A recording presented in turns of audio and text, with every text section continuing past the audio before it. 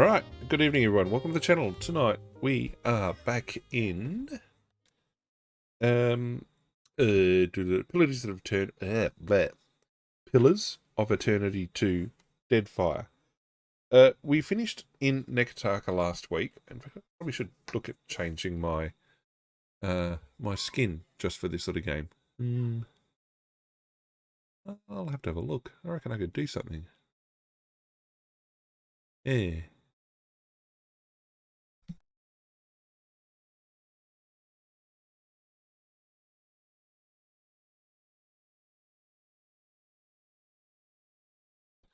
Alright, so we managed to get ourselves really loud.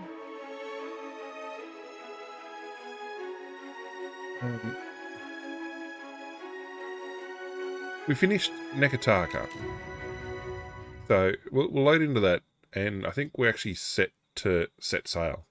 Set to set sail. We made some of the more difficult trophies previously, so we've got 1, 2, 3, 4. Okay, we're gonna go pick up the next sidekick as we leave port. Now, we did get told, oh no, you got to go to this other location and, well, several locations first. But we're gonna go and find the next sidekick. Now, apparently we should have been spending our money on a boat. I shall. Like, if I go area map, we've waited, we've rested, everyone's lost all their. Yeah, so if we go just check supply. So a Dow. Yeah, we don't have enough money for a Dow. Apparently that's the next best one.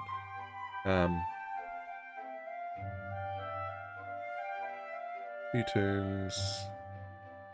75, 40, 60%.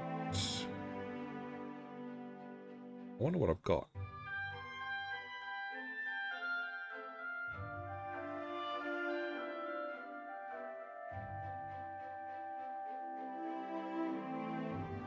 Yeah, we're going to get one of each of the ships at some point. But anyway, we're going to leave.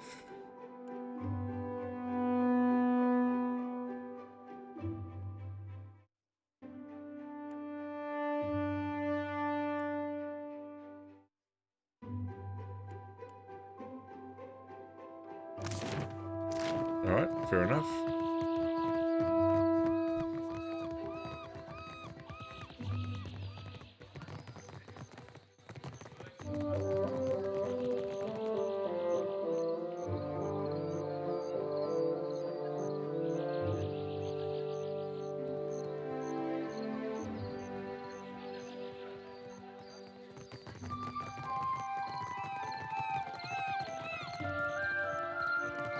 I'll take it.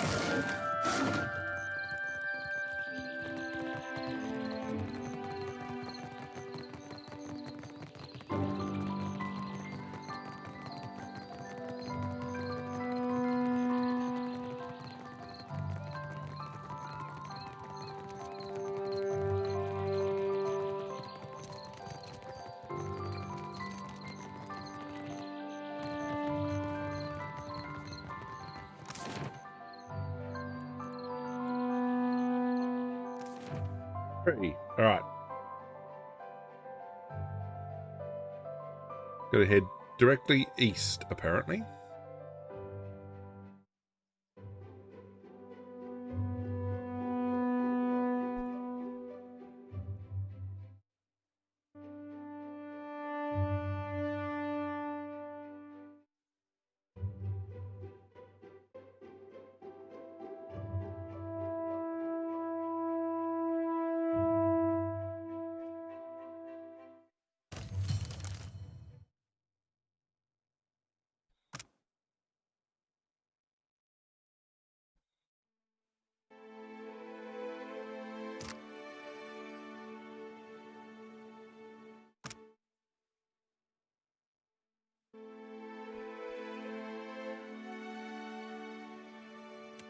You crack the spine of the old book, revealing blackened pages of dense, illegible text.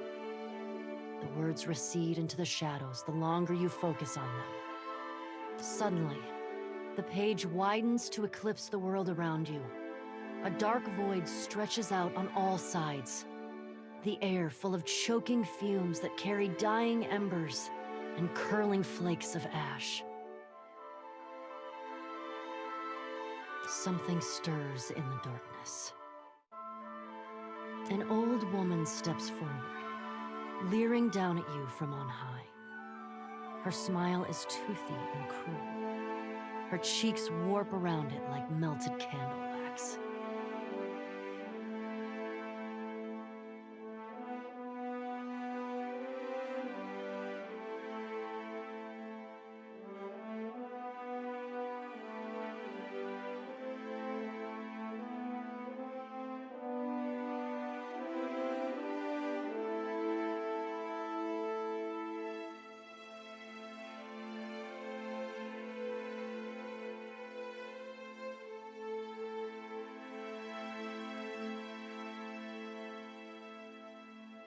I'm so glad that my messenger tracked you down.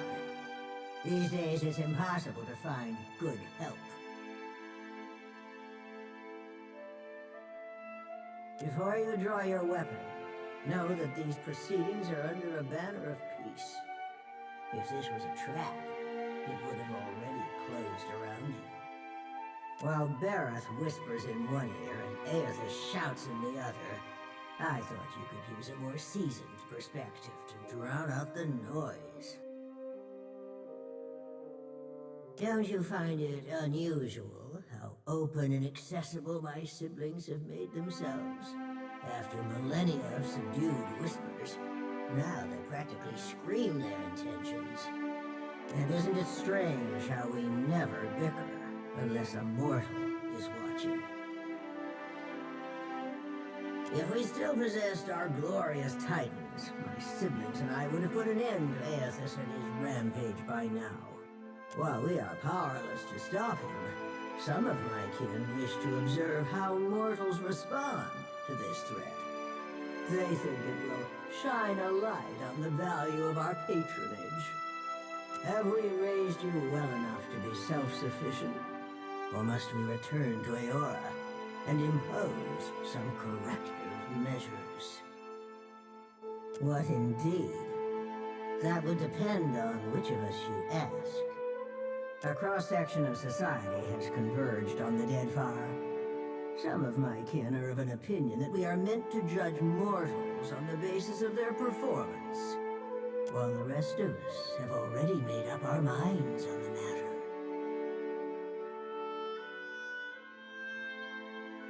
Whichever end you deserve. When we ascended to godhood, we did so to provide for a savage people. Our goal was to craft a society whose values were made to last. G'day, Aquatic Hood. How are you, mate? Welcome to the stream. Perhaps Thanks for even a the society follow. that had no need of us. A naive fallacy, but one that inspired my optimistic. Oh yeah, not too bad. Just gonna kick back for a couple of hours of pushing through Deadfire here for a bit. How you and your allies counter this threat will demonstrate whether you are competent enough to How's your guide week your been? own destinies, or if we need to revise our strategy. The soft-hearted among us are counting on you to win this existential wager. No doubt. Well, Aethys a lot of shares weeks this end up like that. unease. It's Easter next week, so it's a short I do week. not. 2 short weeks We in a row. exist to rule over mortals. Plus, schools Nothing can change all finish that. up next week. So there'll be 2 weeks of school holidays for all the kiddies, which means the roads should be a little bit quieter. But, well, I guess Australia can't get petrol at the moment, so it could be quieter anyway. Yeah, so 2 weeks of Easter, end of March. So I'm thinking it's looking like it might be relatively cool April. Not cold, not hot, but at the moment it's looking relatively cool. But yeah, no, I'm looking forward to 2 short weeks. Although we had a short week just the other week, and that didn't go well. That was people trying to jam 7 days worth of activity into 4. And that's just like, that's not helping. So, Easter, good time to sleep. So now you know the truth. I assume you have Now, questions. I get a lot of people, a lot of my regulars, actually lurk my streams. They just tune in for the comfort, for the laid back, chilled. Yeah, they laugh at me making mistakes the whole way through, but for them it's just comfort in the background. I know, well, from talking to them, they're all over the world actually. I see them pop into stream in the background, and they just sit there and chill. A couple of hours of hearing a friendly voice, well, relatively friendly voice. It's not yelling and screaming. I mean, I can do that. Right, why do I unask Wedica?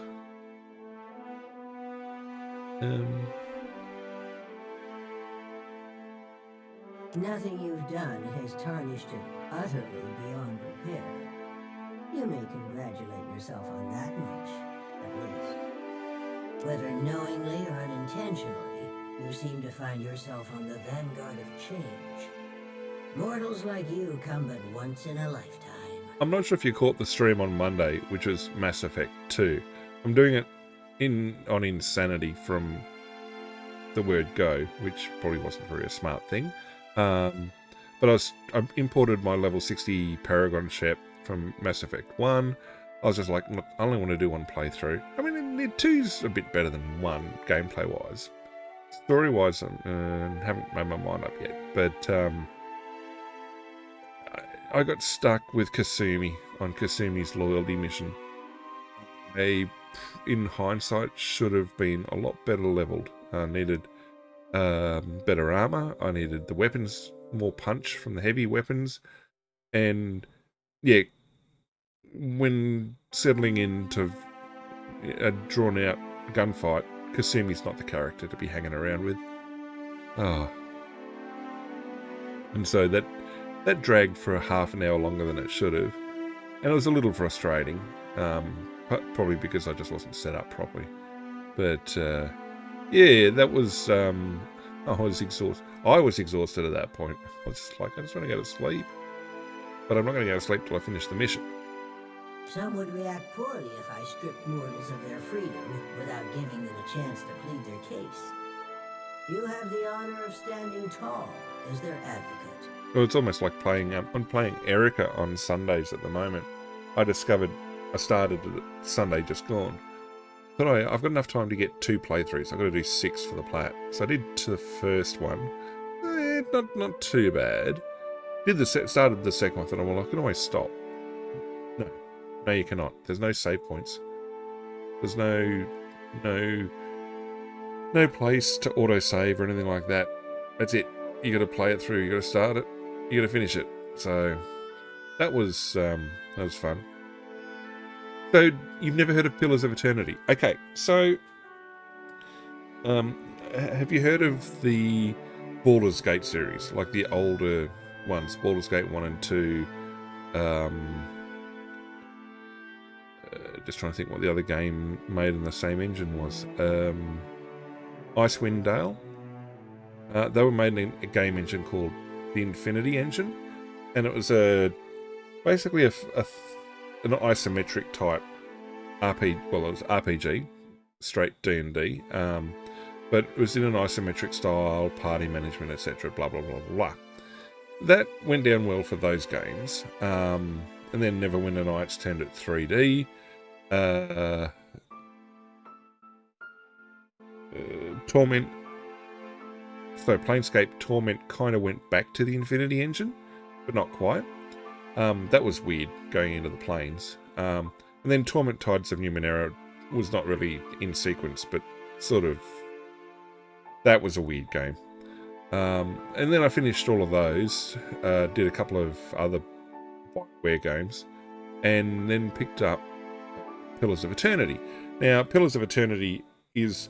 The first one was kind of like a modernized Baldur's Gate, in terms of you had these really lush isometric style environments that you had quite a lot of stuff to do activities in, characters to talk to, etc. But you moved in and out of buildings, you moved in and out of quest zones as such, and so you moved. But there were key locations that everything revolved around, and then you had your dungeons, etc. The gameplay loop was not Dungeons and Dragons. It was its own rule set, and this opportunity to prove me wrong. so I came into it with the mindset it was kind of like Dungeons and Dragons. So build a party, did a lot of combat to build XP to level up, only to find out that you did not gain XP from combat. You lost items and you risked a lot more than that in combat, but you only gained XP from quests and tasks and missions. And I'm like, So, and then to play that, because I played it on the PlayStation, the interface for it was a bit clunky. I mean, it's definitely built for mouse and keyboard. Played through it, got the hang of the rule set probably by about halfway through. And sort of really enjoyed it by the end. Worked out where the power builds and stuff were, and had fun with it. But ultimately, it was an isometric style ARPG, ARPG, depending on how you define them. And I see it as a spiritual successor to the early Baldur's Gate games, but set in its own universe with its own rule set. Deadfire, which is Pillars of Eternity 2, which I'm playing at the moment, is an extension of that. So the story starts about a year, 2 years after the conclusion of the first game. And while you can't import your characters, some of the characters you went along with in the first game show up. So I've got half of them in my party. They do sort of call back to some of the events that you did during the first game, but you can pretend you were completely the other way around in the first game. But you've now relocated to another part of the world as such that you didn't see in the first game. And they've done this nice bit of continuity to tie it back to the events of the first game. Well, not as such, it's completely separate. But it comes out of some of the things that took place in the first game. And so in this game, yep, you're running around very similar rule set. However, it's very heavily maritime focused. Now, just trying to think what the D&D ship, Sky... What's the name of it? Excuse me a sec.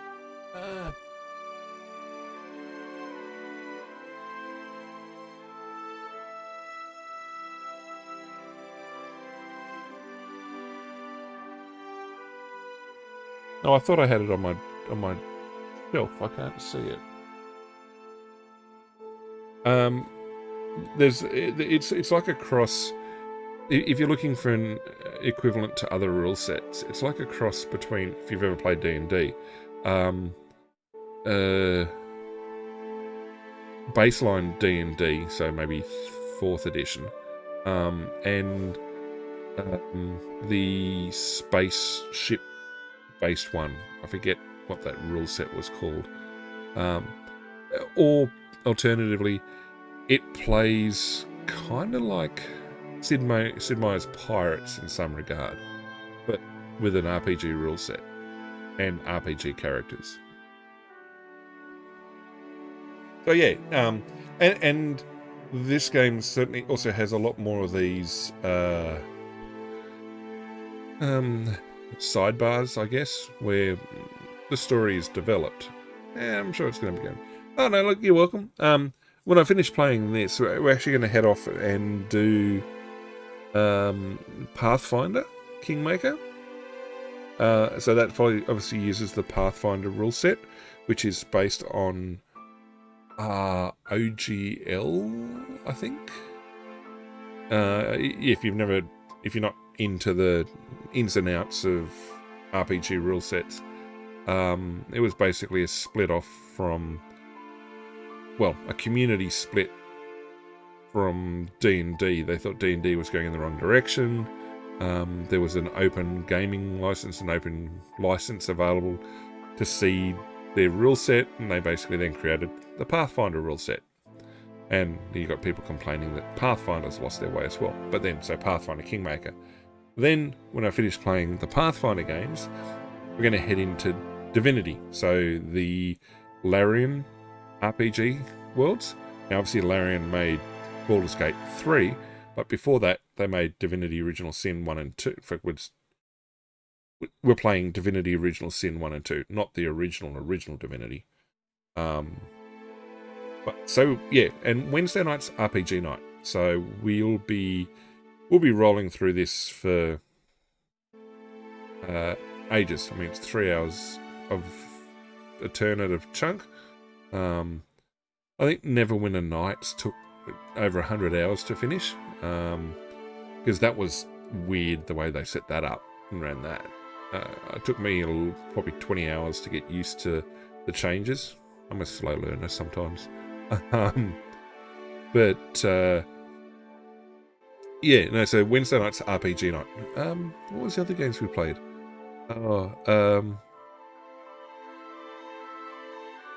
They were BioWare games. It was...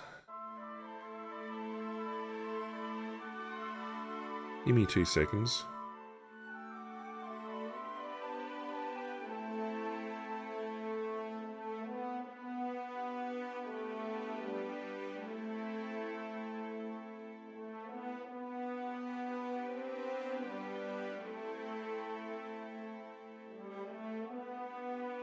I can tell you what I played because I had them mostly recorded. Jade Empire. Yes, Jade Empire. That was fun. Took what, 36 hours to beat. Yeah, Neverwinter Nights took 28 times 3, so whatever that is, not quite 100 hours. Pillars of Eternity 1 was 100 plus hours. Planescape 60 hours. Torment, no, I speedran that. I was not happy playing that. But no, we've been playing Wednesday night's RPG night. Although I am playing Mass Effect on Monday night, that's not really an RPG. Okay, so we want to tell Wodica to Mortals not have upset precious things little too time much. to decide for themselves. Will they stand together as one, or swallow their pride and bend the knee? I have every confidence that you would disappoint. Good job, us. Wodica. Once my position is upheld. Yeah, so if you haven't read the channel descriptions anywhere else, really laid back gamer. I'm a platinum hunter. I'm a trophy hunter. You try and reconcile those two. Playing stuff that's probably declared retro nowadays. I stream 5 nights a week: Sunday, Monday, Wednesday, Friday, Saturday. Sunday is a PlayStation 4 stream. Currently streaming, Erica. When I finish that, I'll be doing Submerged and Submerged Hidden Depths. So a couple of nice shorter games. I did the Infamous series before that. Monday night, PlayStation 3 night. I'm doing the Mass Effect series. So finished Mass Effect 1. Making steady progress on Mass Effect 2. Wednesday night, RPG night. Currently working through Deadfire. Currently doing that on the PlayStation 4. Because, well, I had a copy of it on it and I want the platinum, so I may as well do it that way. Friday night, another PlayStation 3 night. We're back doing the Prince of Persia series. So we've basically done the Sands of Time trilogy plus the prequel. We're in the Forgotten Sands, which is like a postquel to the prequel. That makes sense. And then we'll have the 2008 Prince of Persia title, and then we're done with that. And I got some ideas for what we'll play next on that night. Saturday night is nominally a multiplayer stream. I have a Minecraft SMP server that people can come and play on, whitelisted and stuff. And so I spend a few hours on a Saturday night going in there, mainly building things for other players to help build out the world lore and make it feel like a lived-in space.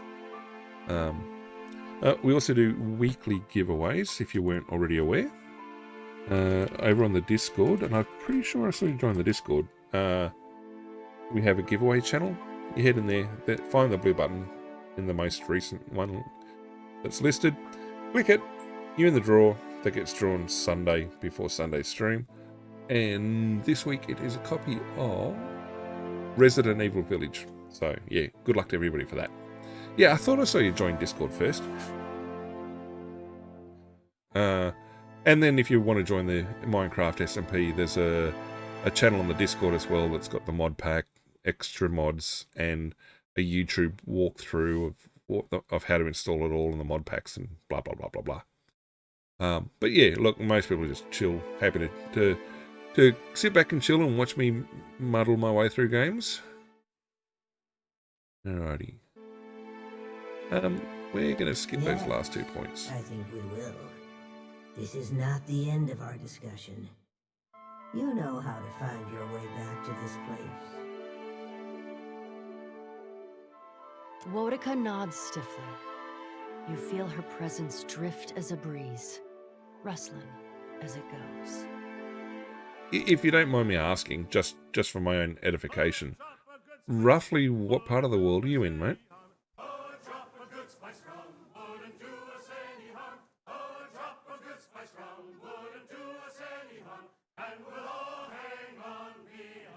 Alright, we want to go basically directly east, apparently. We've got a whole bunch of people we need to chase down. We've got to go to Hasongo. I think Hasongo is the next mission location. Mission. We're heading east for a sidekick.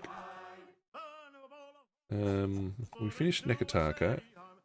Yes, we've got to go to Hasongo. Hasongo will unlock a whole bunch of progress. Yeah, well, yes, the accent gives it away. Yeah, Australian East Coast. So my stream timings, 9 PM to midnight, Australian Eastern time. At the moment, daylight savings time. But in a few weeks, when they get rid of daylight savings, it'll be back to Australian Eastern Standard. Where my Asian followers hang out from. There's a couple in Hong Kong. There's 2 or 3 in Japan. I might have one in the Philippines. There's a couple scattered elsewhere through Southeast Asia, but and then I had followers. The timing doesn't work so well for places like India and Pakistan and things like that. It's funny. Some games attract people from various locations. When I was doing and gave up on Shadow of the Colossus, one person who joined every single stream of that, South African. That's it. I don't know how they found the stream. That's it. The one game they hopped in and really closely followed. I've got a bunch of followers in Europe, scattered through Europe, the UK, and the US. So, yeah. No. Welcome aboard. We've got people from everywhere hanging out. And when they chat, the community's pretty just as chilled and laid back. Noon. Alright, so noon. 9 hours.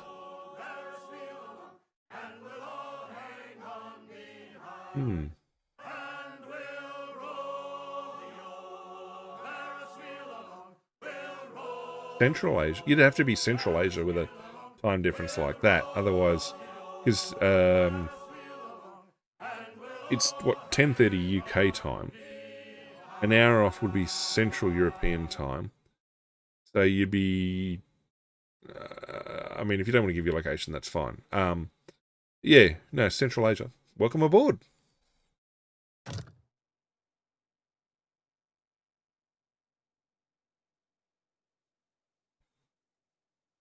India. Okay, a little bit off. Well, welcome board nonetheless.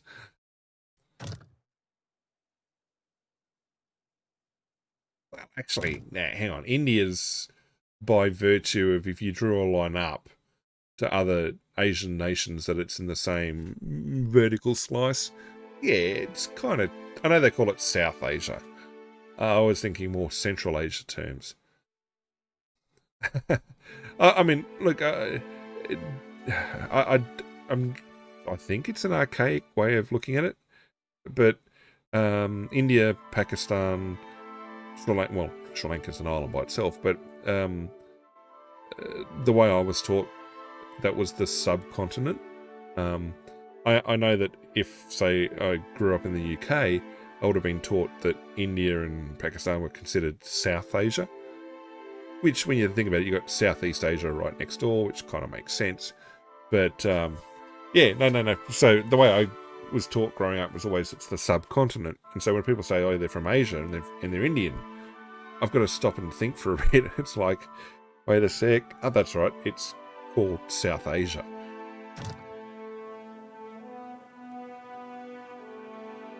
I am looking for the edge of the map first.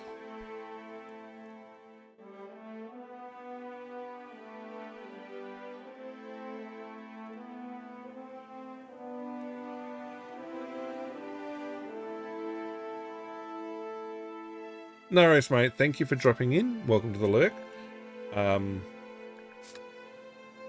Yeah, I'll be here for a few more hours. Why are we out of rations? We shouldn't be out of rations. I've got plenty of food.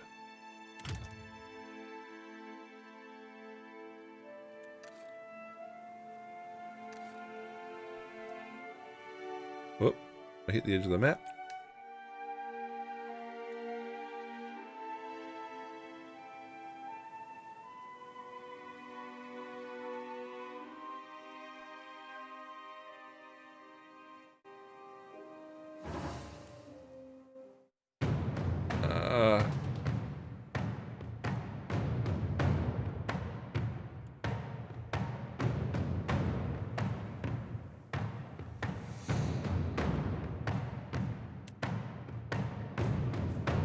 Well, thank you for dropping in for the chat. Yeah, welcome to the lurk. And yeah, happy to meet you too. Look forward to catching you on future streams.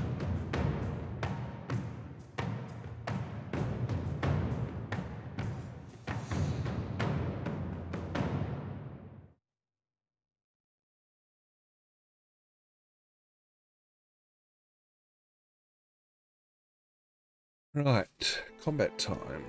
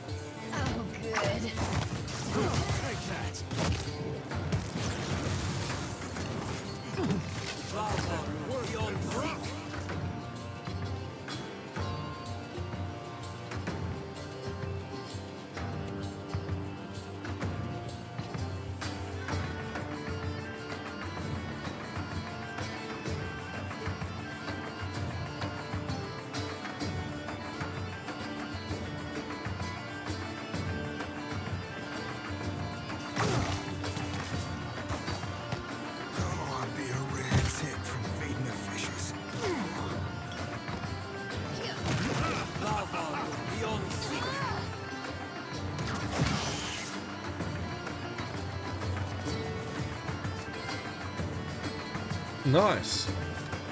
Sailor's Tales.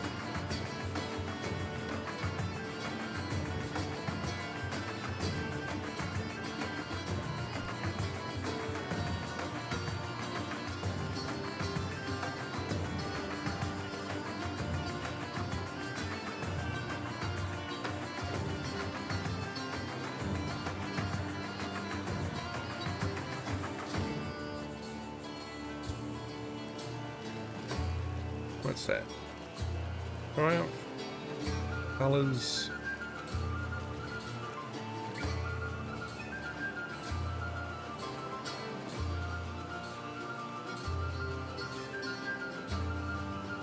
Okay, I'm going to share the coins with the crew.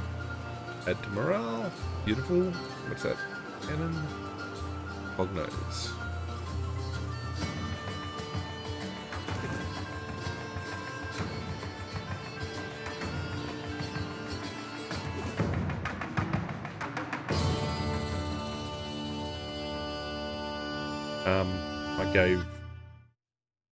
I gave Aloth the wrong gear.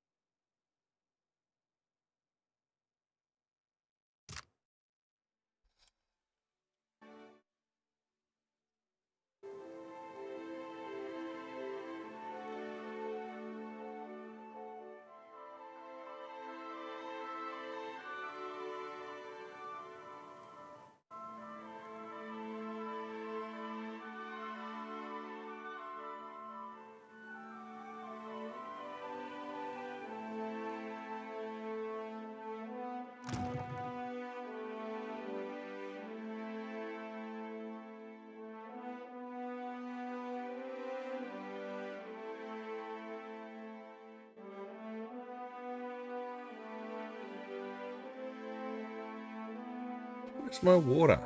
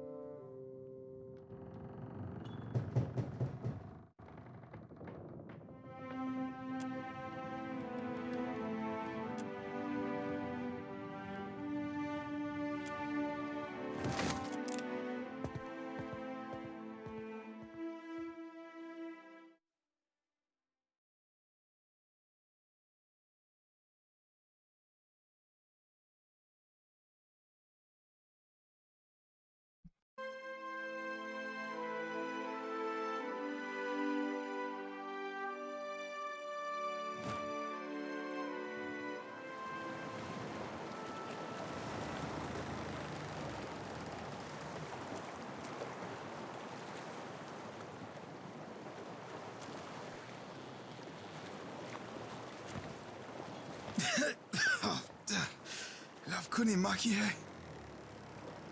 I hope he coughed up whatever it was that made him talk like that. La Pilikiko? Lakaris? Kezilas Tahun?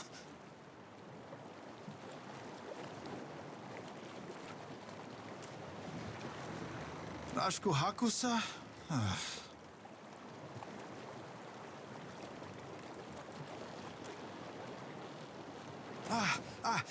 Keket Segu Kisa Reka. Reka, ta? Ta!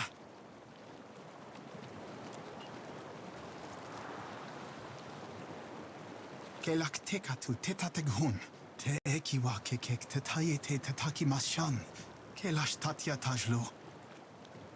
Kelash tatya tajlo?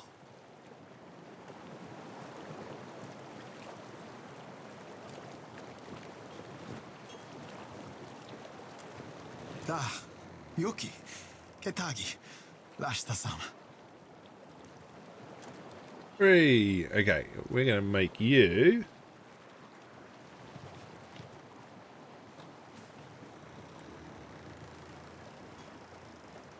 Brawler. And that's the trophy. Hooray! Alright, we're happy with our party. I'm here. Oh? I'm going to fix up your inventory.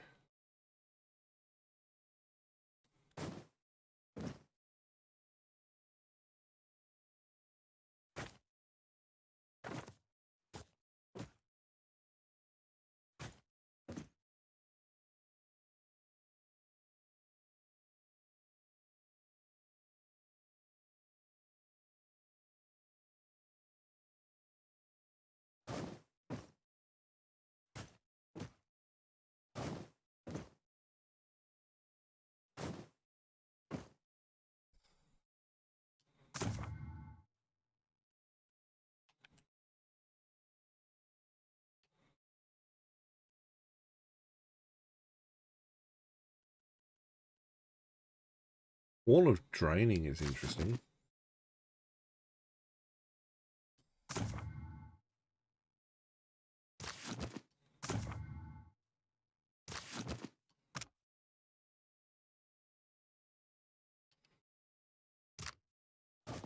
Yeah, I'll put that down there.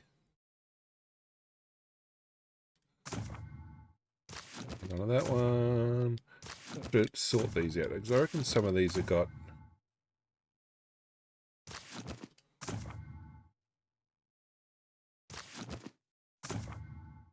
Yeah, they're the same. So they can go down there and be sold.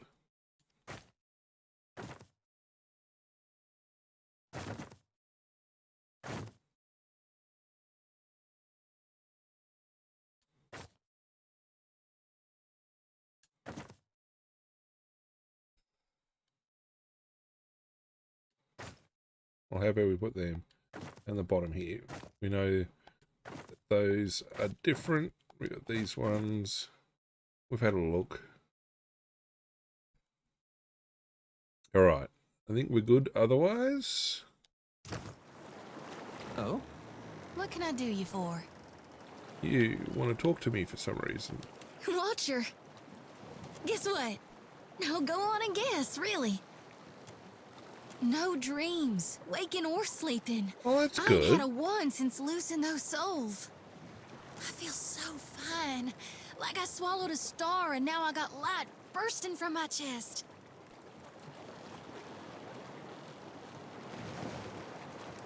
Well, that is certainly good. Can you see it in me? This happiness? It's all on account of you, Watcher. The world looks so dang bright, doesn't it? Even at night. The sky goes all glittery with stars. Must be what the gods see when new souls are born.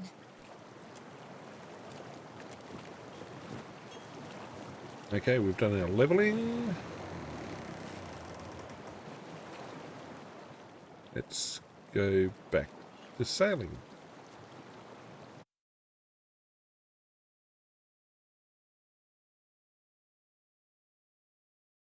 All right, so we've taken 2 trophies already tonight.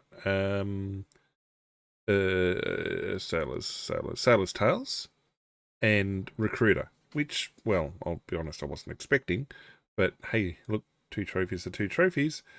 We've also got to do... Well, we're going to head back and start questing now. We've got a whole bunch of quests and tasks. If I go... Nope. World map. Okay, we will go and stop there and have a look there.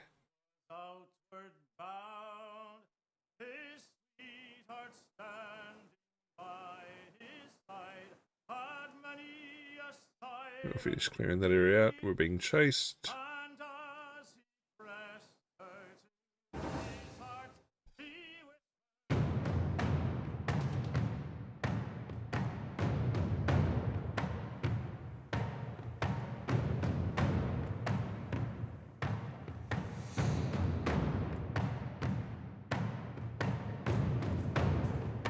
deck to deck. Come on.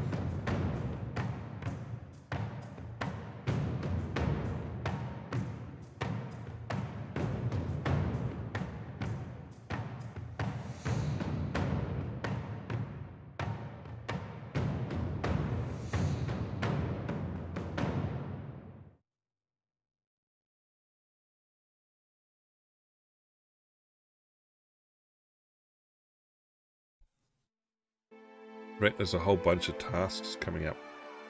I mean, once we level up, no one's going to want to go anywhere near us. Fair enough. What's the bad guys? A wolf. God darn it! Just like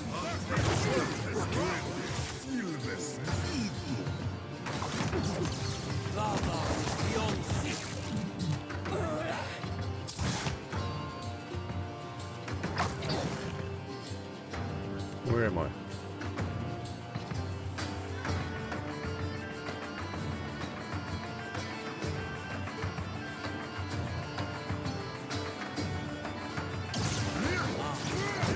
Feeling the strain.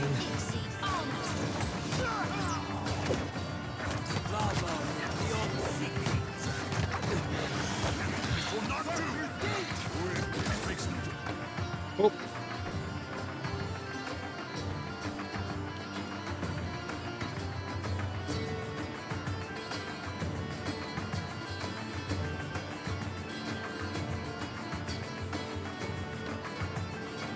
I thought we had resurrection.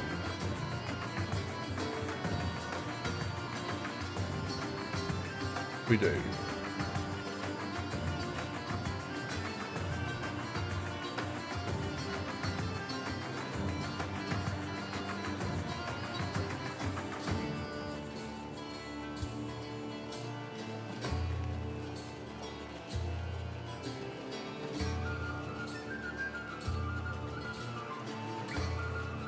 Where is...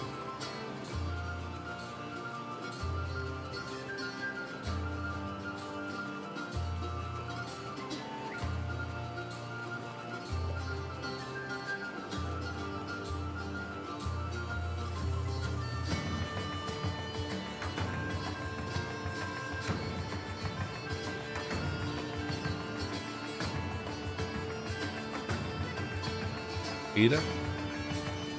There he is, okay.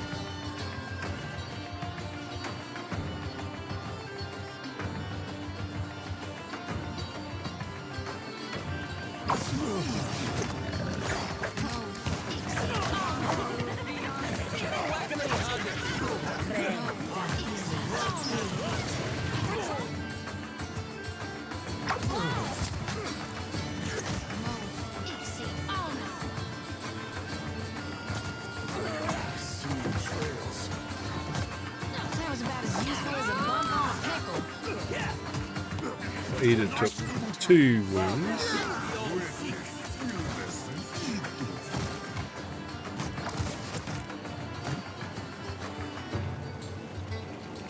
Right. Colors.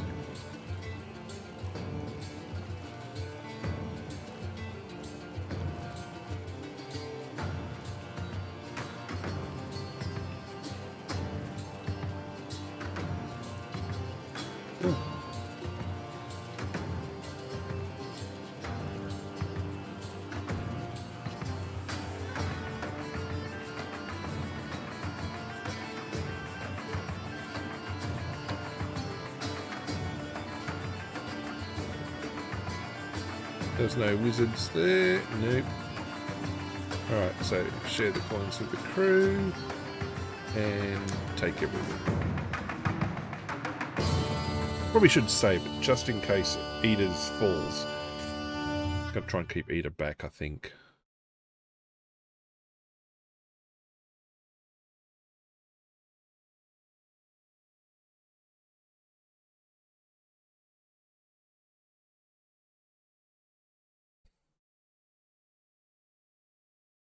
I don't think there was a bounty though.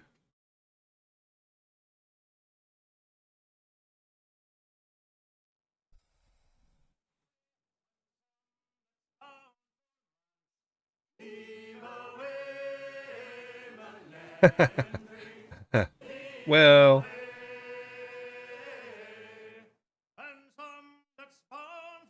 good question, to be honest. I actually think it's to do with the sea state, as in when you're out on the high seas. Well, you get big waves and everything, whereas your littoral waters and your inland waters tend to be much more calm and lower sea states in general. So by extension, then you hit the major sea states and conditions on the high seas. What are you? Are you worth chasing? Yeah, no.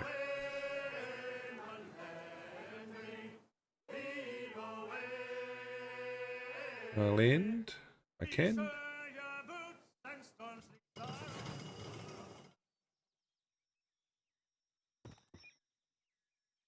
Huzzah, we got water.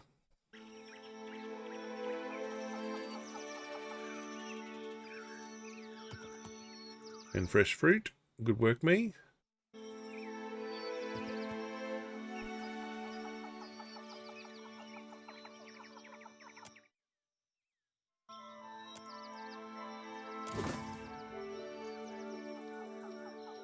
More rice, cool.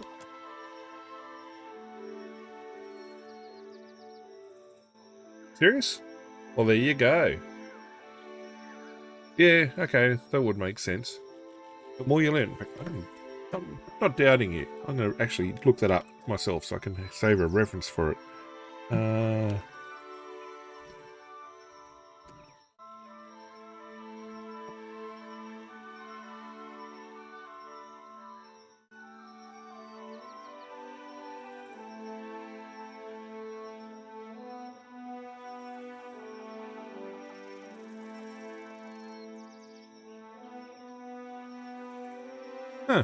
Huh. Well, there you go. Yeah, that's most of what I saw brought up. I gave the definition I gave. That's pretty cool. That is really cool. I mean, I know a whole bunch of Navy people, and they wouldn't know that. A whole bunch of maritime people, they also wouldn't know that either. Well, there you go. Just kind of funny, because I know of some places that are considered littoral waters that are probably deeper than areas that are considered the high seas. But yeah, no, that gotta say, that's cool. That is cool.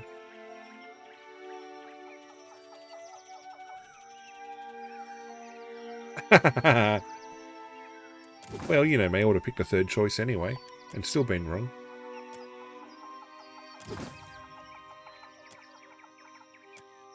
You do realise that if I don't see you in stream, I'm going to claim that knowledge as all my own.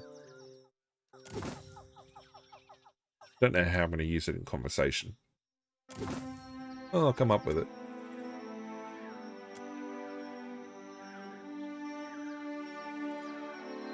How have you been this week, mate?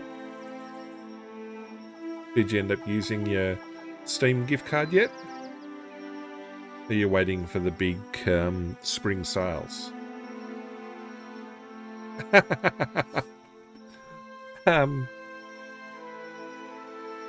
Neither.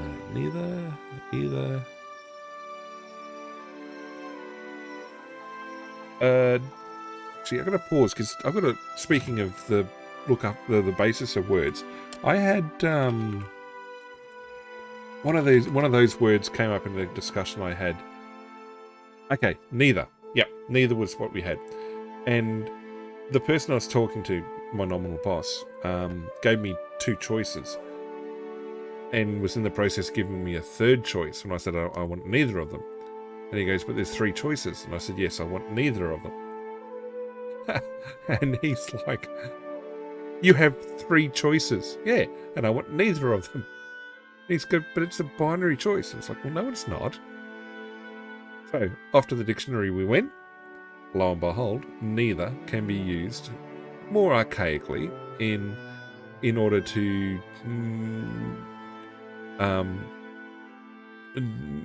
say you don't want any choice. I mean, normally it's used for 2 choices, but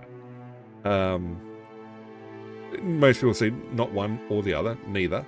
But yeah, it can be used for a set of items of saying I don't want any of them. So to begin with, I was just digging my heels in and being stubborn because I could. But I was like, no, I'm pretty sure it can be used that way. Yeah, pretty much. But because it's a usage people don't hear often, it really throws their mind. This is the same boss who I called a petulant child to his face. And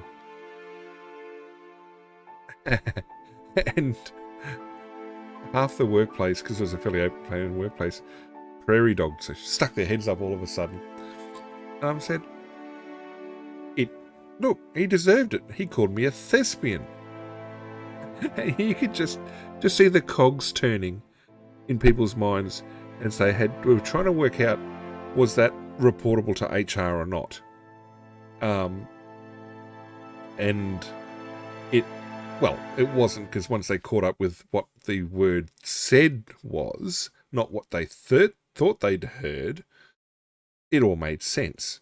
But up to that point, it was, and he's looking at me like, you're just a troublemaker.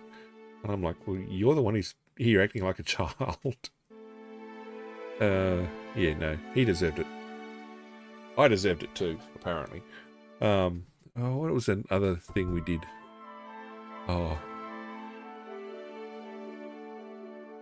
It was an interesting workplace, that one. I think I convinced him not to retire. I think he was dead set on retiring before I turned up. I was only there for a few years. And he decided to stick it out.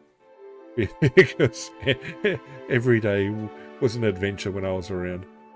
I don't know whether it's a good thing or a bad thing.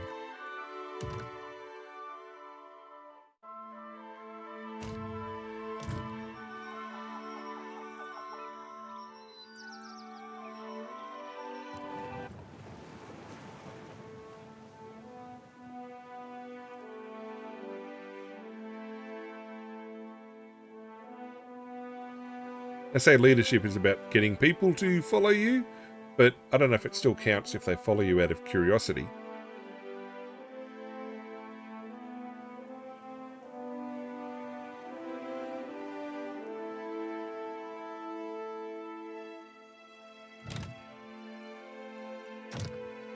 It's the same boss that we had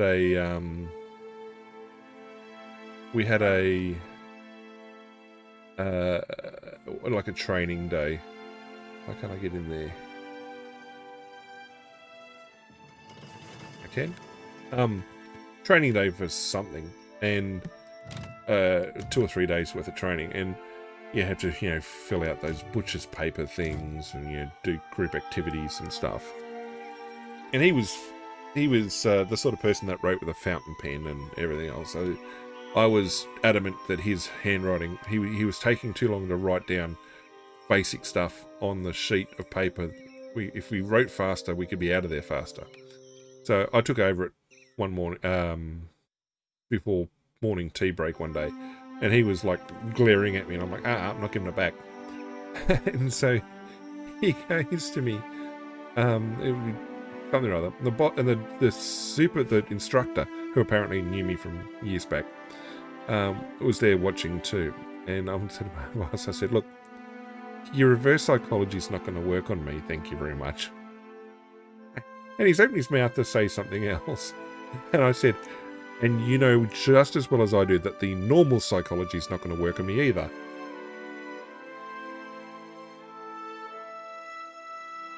Yeah.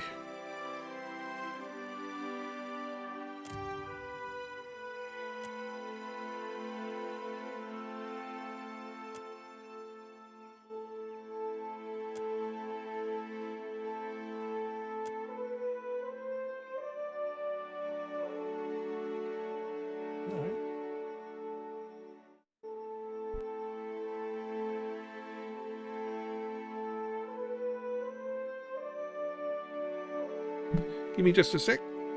I'll put some tunes on.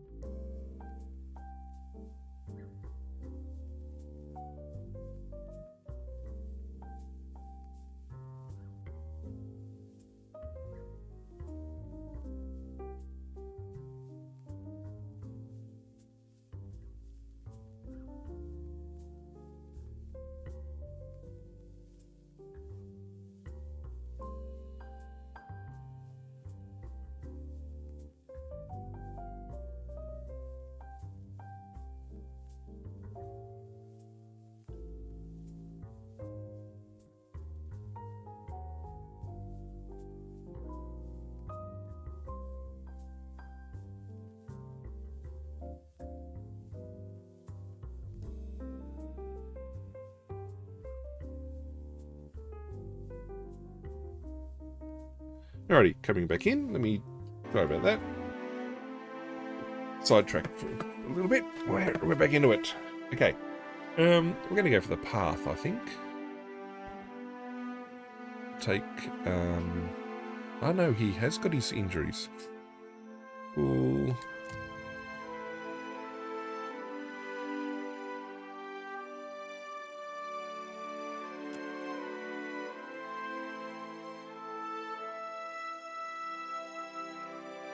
I should camp. Eda needs to recover. He's going to go to combat.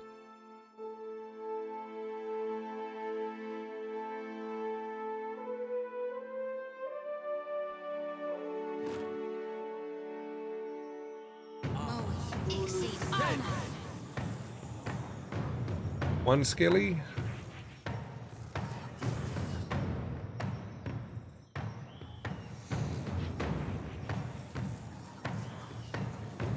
Alright, everybody attack. 2 skellies.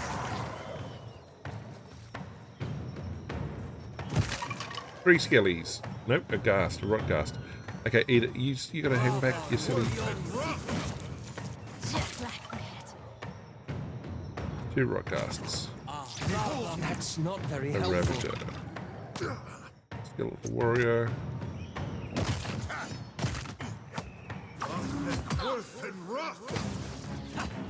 What can I do you for?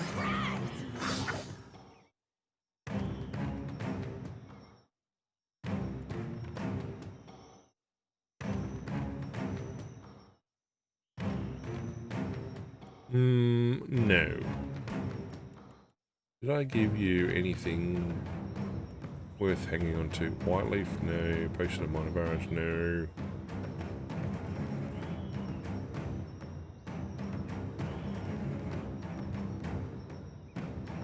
No, that doggone hurts. Predator. Exceed honor. Now, if I... Oh, that's it. Options. Options.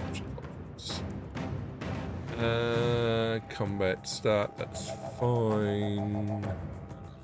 Graphics. This whole combat zoom in when things get gibbed is... Alright.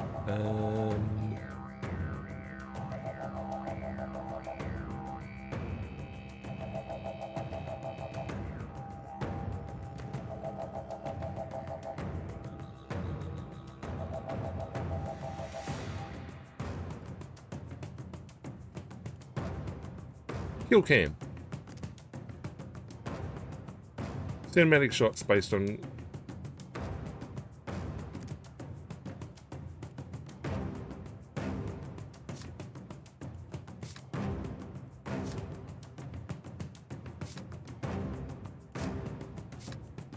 How about we just turn kill cam off?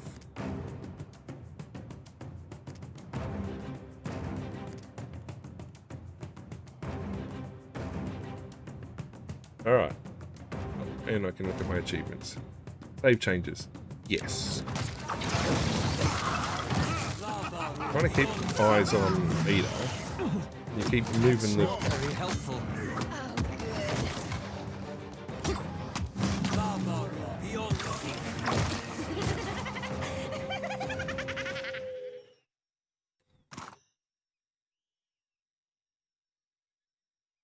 What's that? A sigil. Oh, nice. Right. I'll handle. Of course. Exceed honor.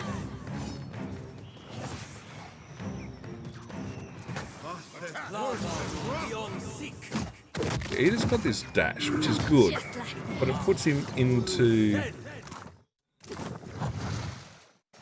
danger real quick. I'll take this.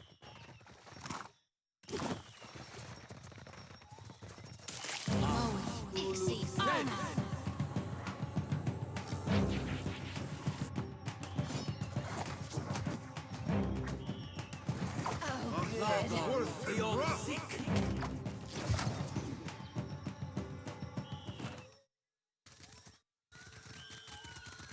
All right, we're gonna sleep.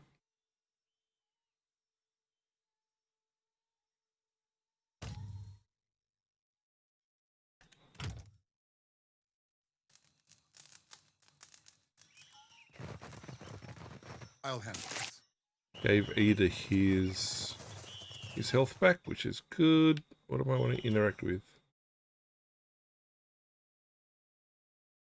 Oh, is that going to make me leave? That'll be fine.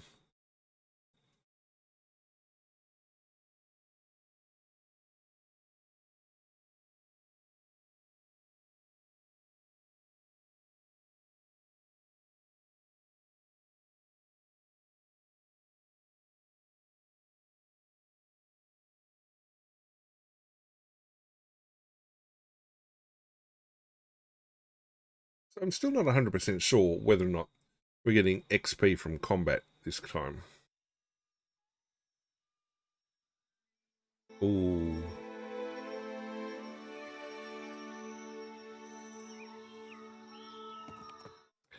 I got a feeling we could be in danger here.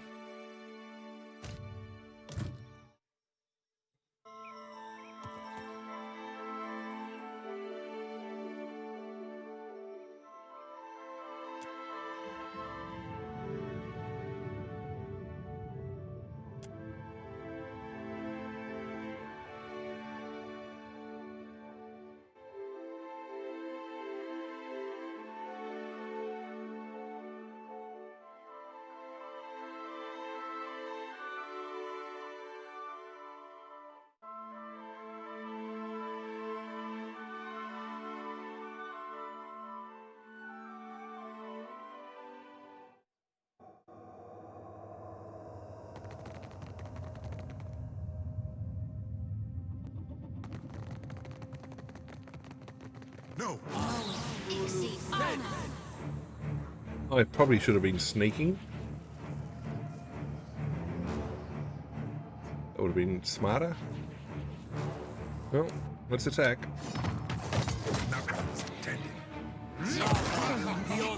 Now, ogres in the first game were ridiculously hard to take down, even with the right weapons.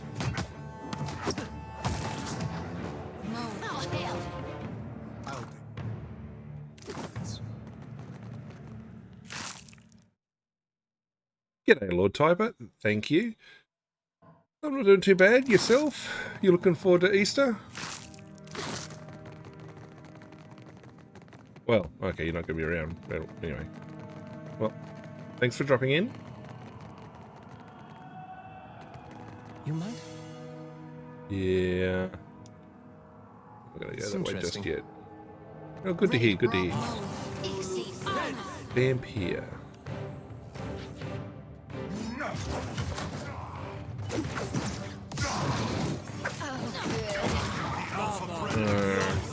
See, now in Baldur's Gate 1, Moody, Alof, get out of the way. Vampires were annoying. Oh dear. This is going poorly.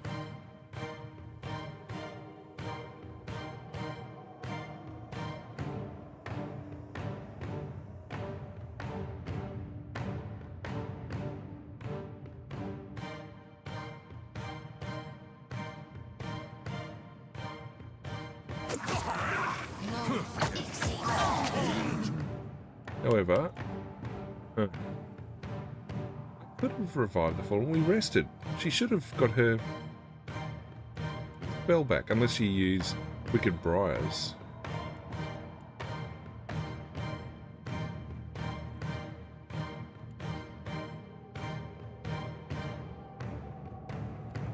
We're gonna go.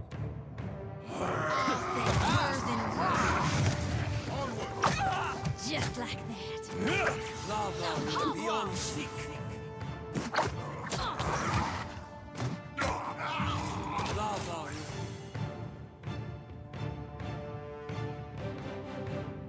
Why did we do it that way?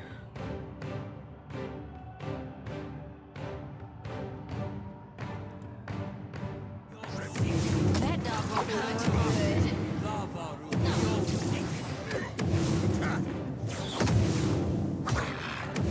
Happy to oblige. Yeah? What can I do you for?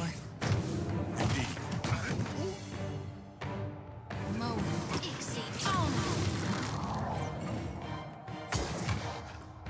Never you mind that, miss. Right, now we kited them out of danger. Or ourselves out of danger. I'll make it as both!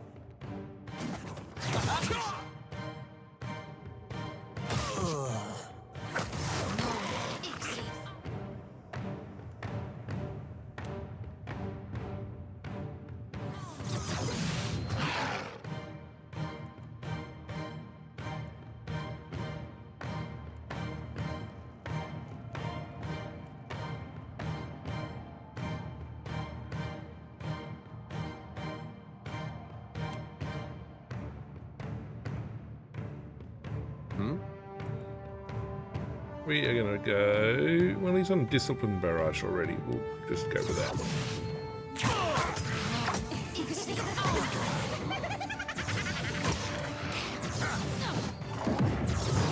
No, it's Lord Typer. Thank you, mate. This flows and the light wanes. Come on, go second wind. Okay. Peter, you are pretty much out of.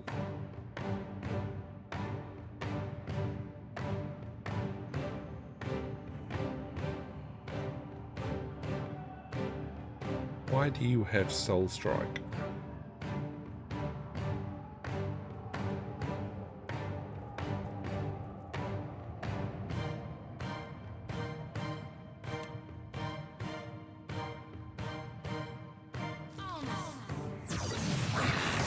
Onward! Yes?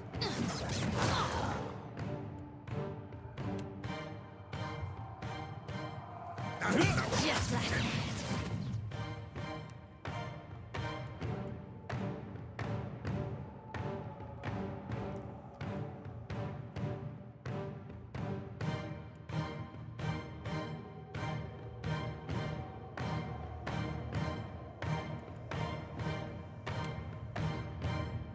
That was about as useful as a bump on a pickle. On us.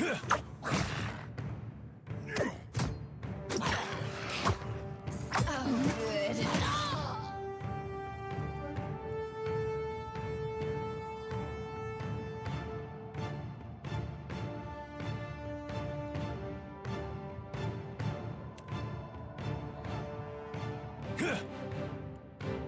Okay.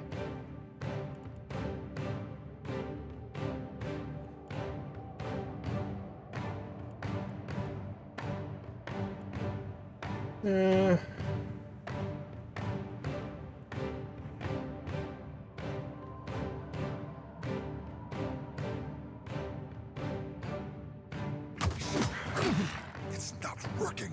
Just like Got it now.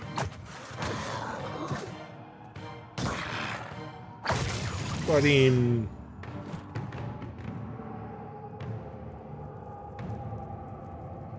Yes? Yes? happy to oblige.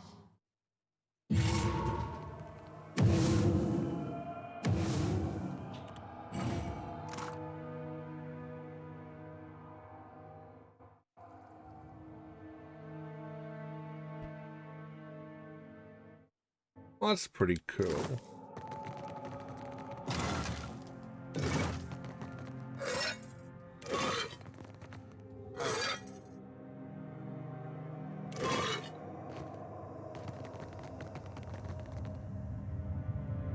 Why do I have a wound? I never got dropped.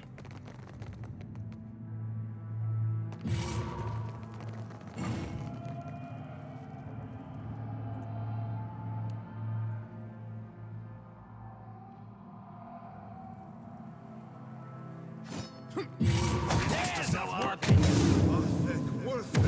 Oh, good.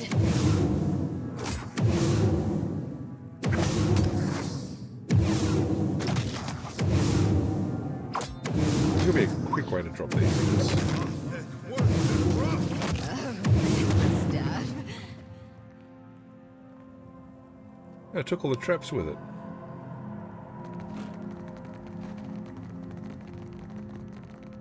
We are gonna rest.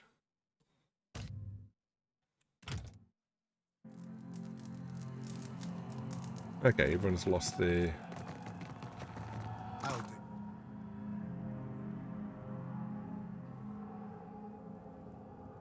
That's Kithmeat. How is my soulbound weapon proceeding?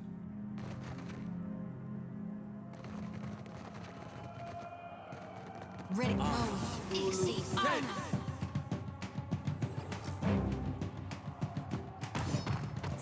Not what I was intending.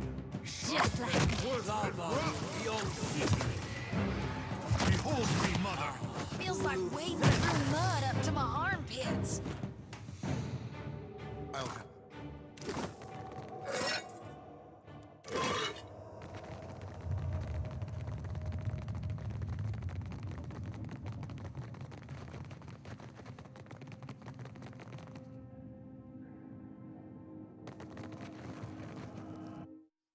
Well, that was interesting. We gained a decent amount of health. Items.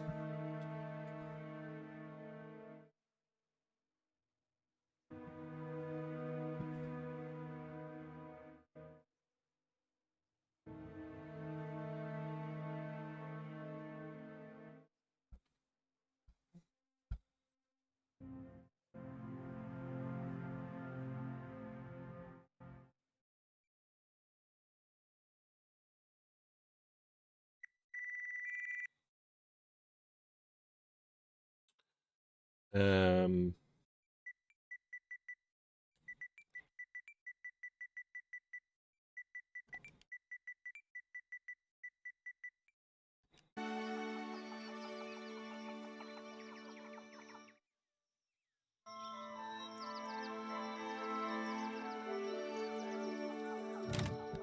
Save game. We'll level everybody up in just a moment.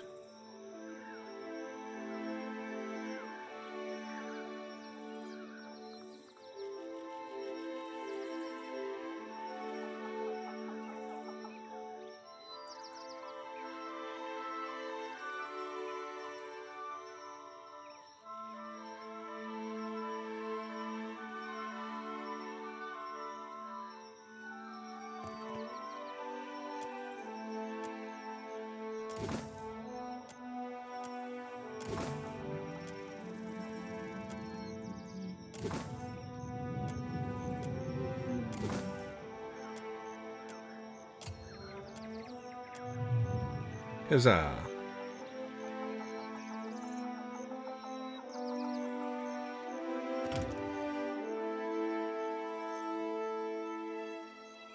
I can't level up here. Nope.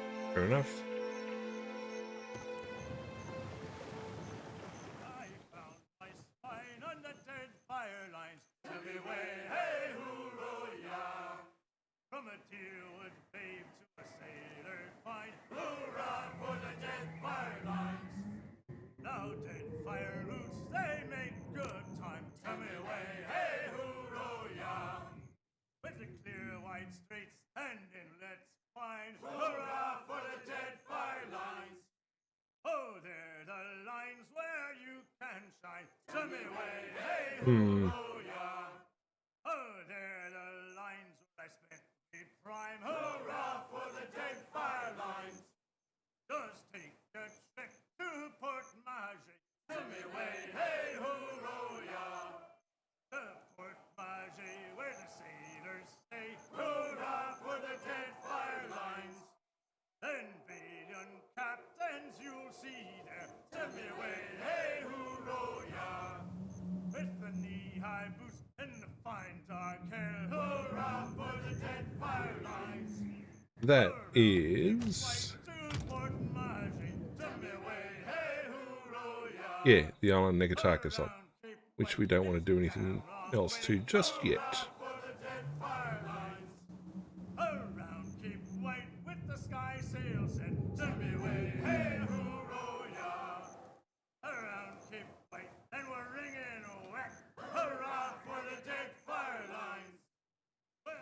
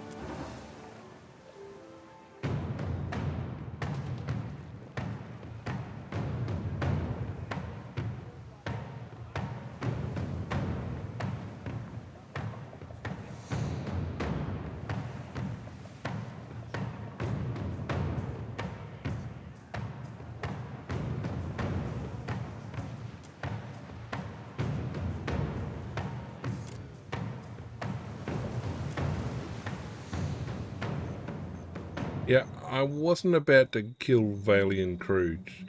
I'm working with them.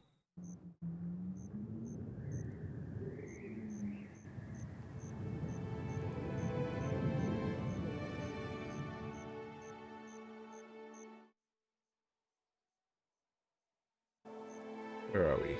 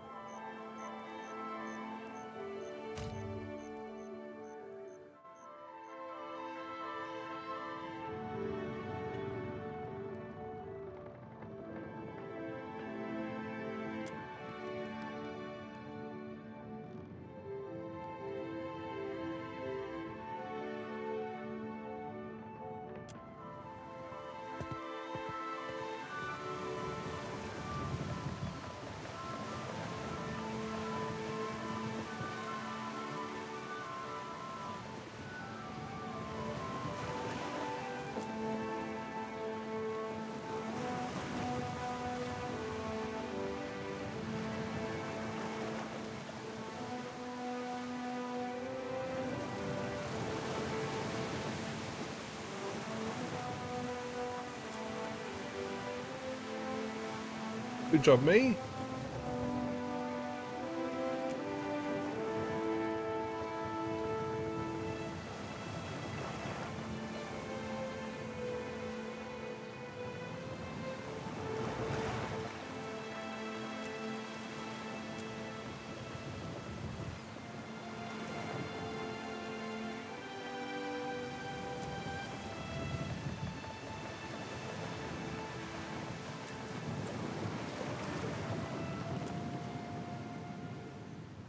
It's a fine tree, master, thin like a bird. He-ho, is it?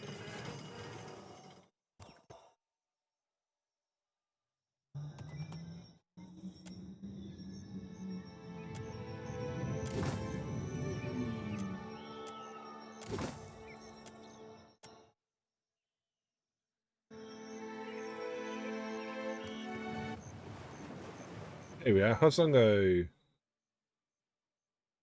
Just finish clearing this space.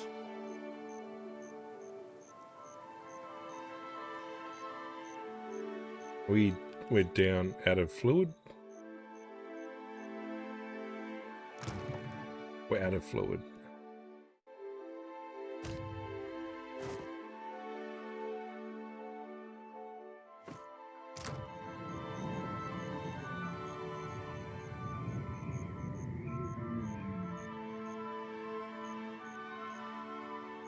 Alright, so check map. That's all exposed, which is good.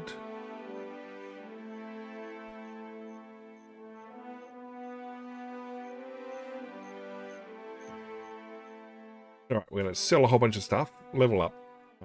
We've got a bunch of things we've got to do at Hosongo. I'm going to check on that weapon too. Because we were killing Kith them on that previous island.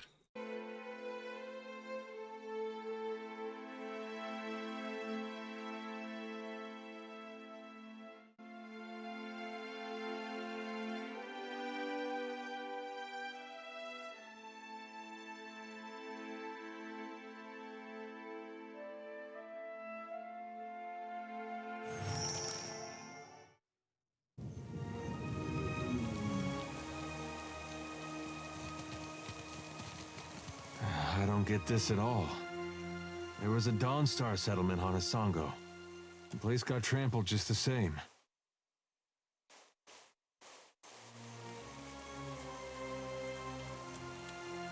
This is Wide Wen all over again. Only now we know it really is Aethys behind it. I'll tell you one thing. When we catch up to that unstoppable god statue, me and him are gonna have words. Lava better be alright. Alright, let me check my gear. Inventory. Weapon.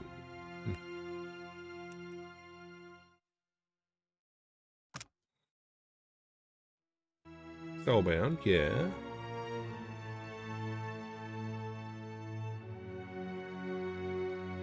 I thought I had.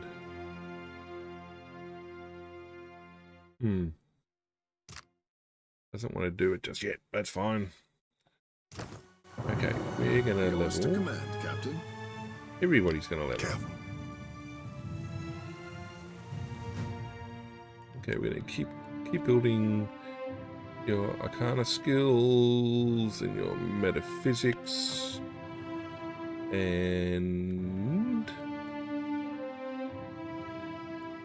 your druids are healing kind of makes sense, but your shape-shifting is even more important.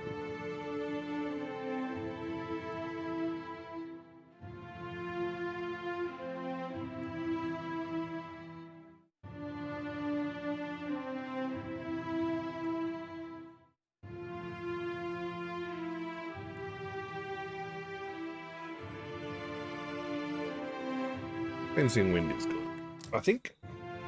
I see them. What do you need? Alright, Ida, you're going to keep building your mechanics and your survival skill. And we're going to give you...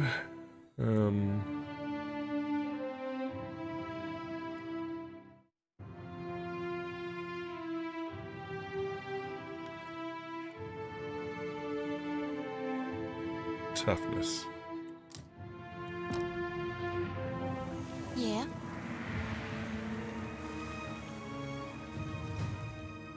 And again, your stealth is going up, as is your religion. And we're going to give you... we gave you toughness.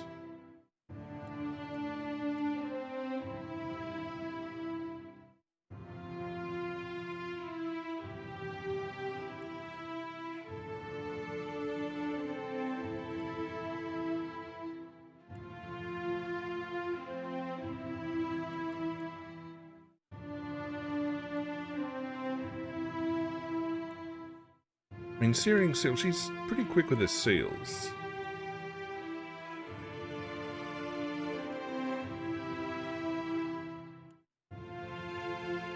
Watchful Presence, I never really got the hang of that in the first one.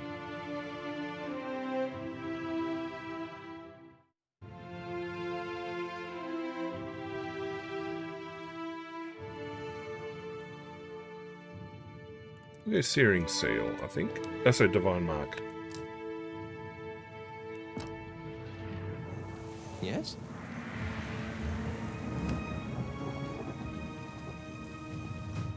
Alright, we'll keep building your Arcana and your history scores. Yes, you need toughness, I think. I mean, your spells are pretty good.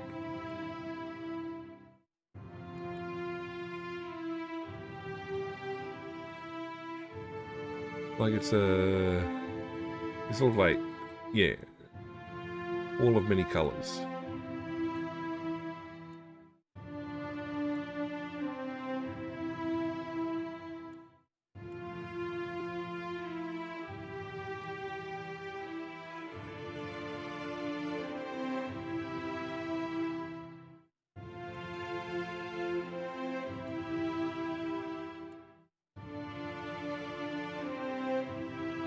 Wall of Force.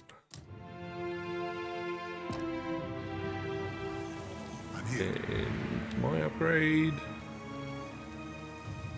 is going to be, we're going to keep building athletics and diplomacy. Now,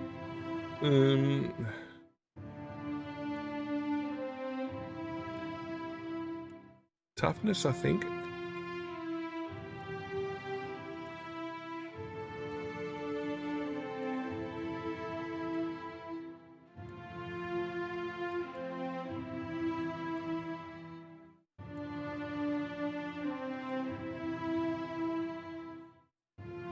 One enemy, kinda.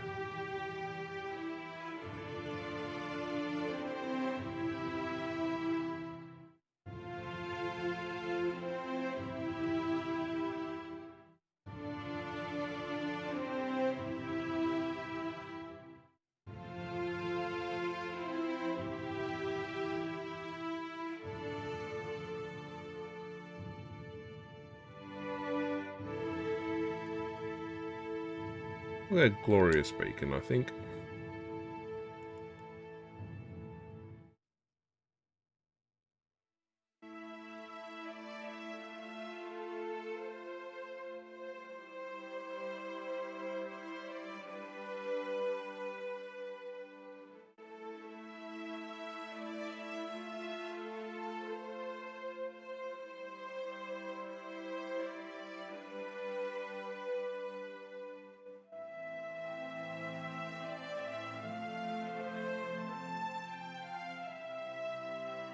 I think Sacred Immolation, I will...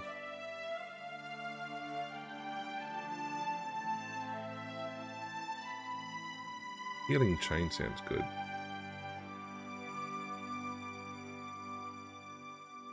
Yeah, we'll go with that. Right, gonna save game.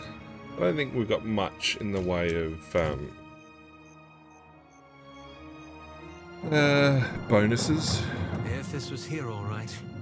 It looks like he was headed to that lighthouse on the western end. So, there it is. Hey.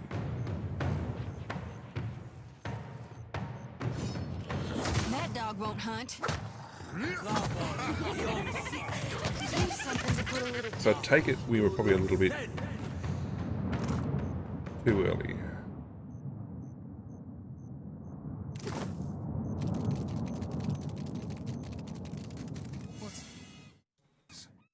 I'll take care.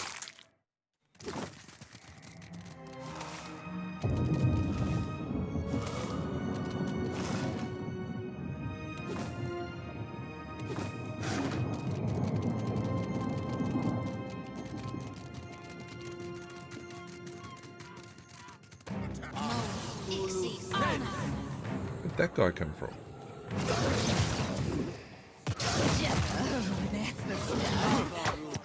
Cannot whack him any harder.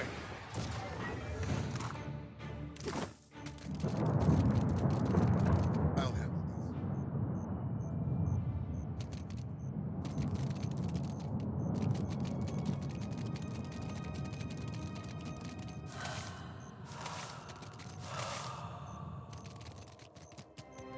this. Maybe another route, Captain.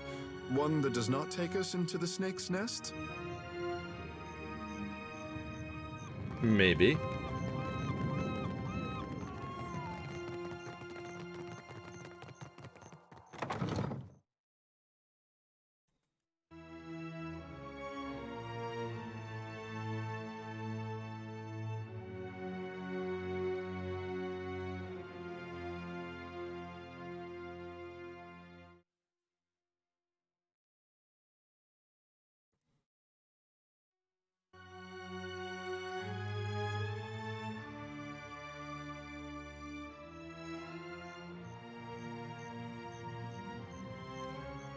Shut the door, quick, before the Naga get in.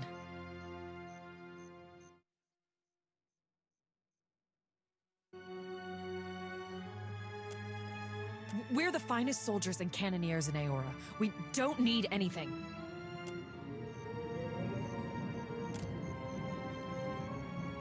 Folks that saw Widewind on the field of battle, the ones that lived, used to get rounded up looking like this. Some got reassigned, but most they sent home. Wait, you're not the reinforcements. There are supposed to be reinforcements.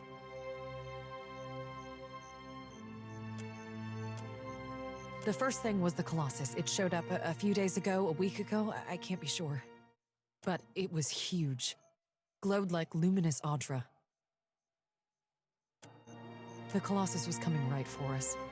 Fleetmaster Co. ordered the gunhawks and cannoneers to take up positions. They fought. The rest of us were sent below, like cowards. I heard cannon blasts, artillery fire, felt the world shake. Then the water started coming in. We came back up, and the others were...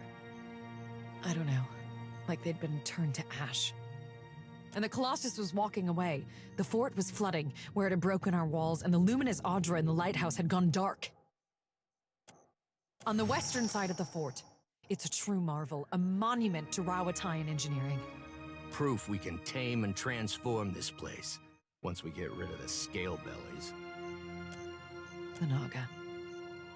They skulked in after, once our walls were down. Those of us who were left fought, but those cowards moved through the sunken hallways, ambushed us from below.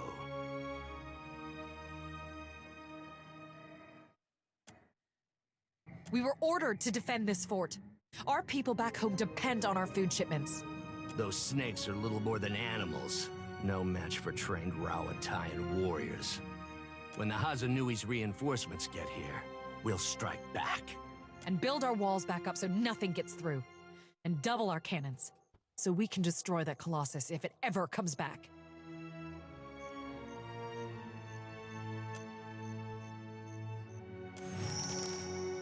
The finest cannons and bombards in the archipelago. Why, you can barely walk the ramparts without... There's still one. There must be one. They can't all have been destroyed. But you'll need a trained artillerist to aim it.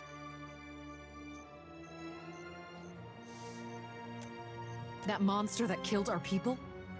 I suppose he does look like a monster from down here. I told you, Zahira. The Godhammer scrambled their god, and now he's taking his revenge. Our gods are above petty motivations like revenge. No, Gon's got a bigger plan for you and me.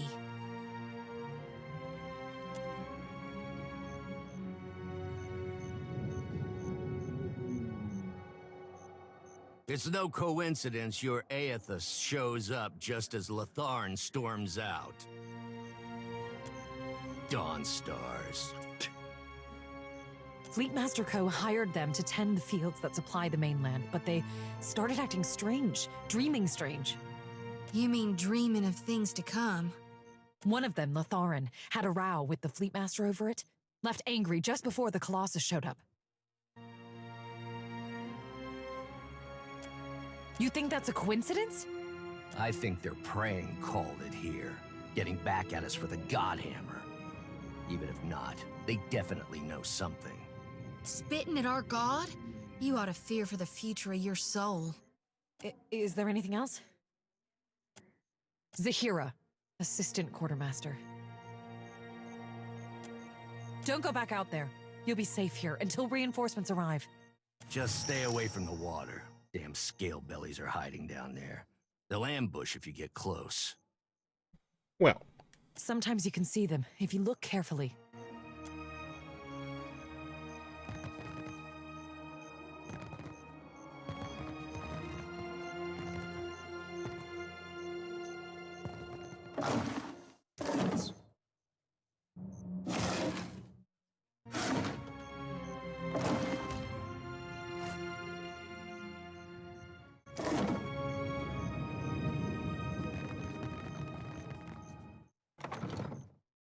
Alright, so we had a bit of a chat there. That's interesting.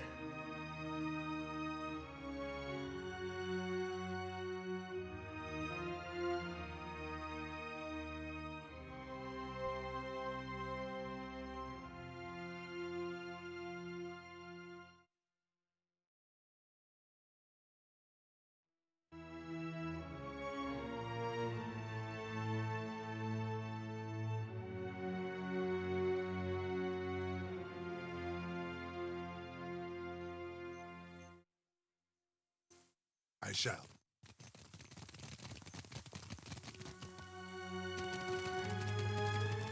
We got trouble, folks.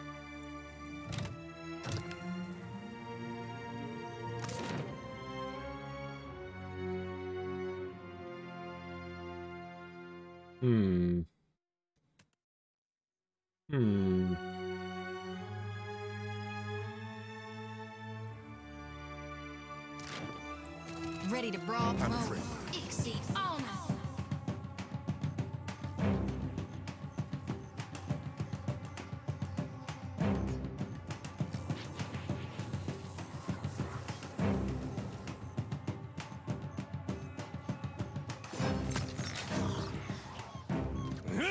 Sadly, I can.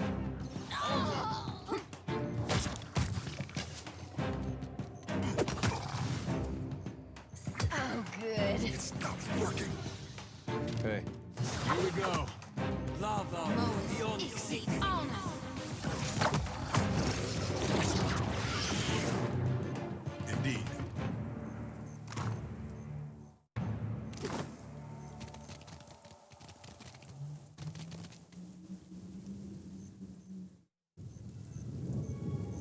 That's it!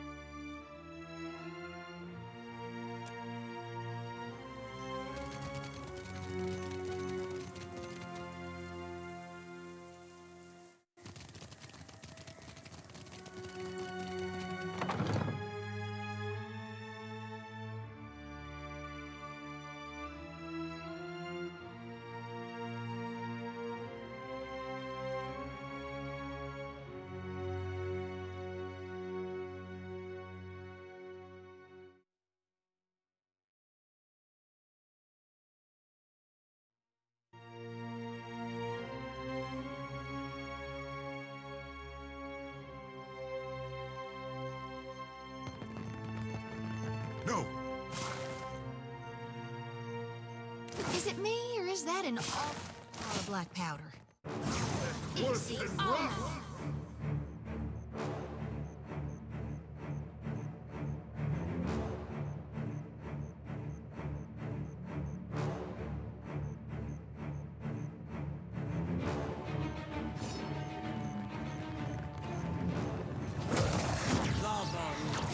It makes no difference. Just like that. I am the Alpha Predator. I'll take this. Of course.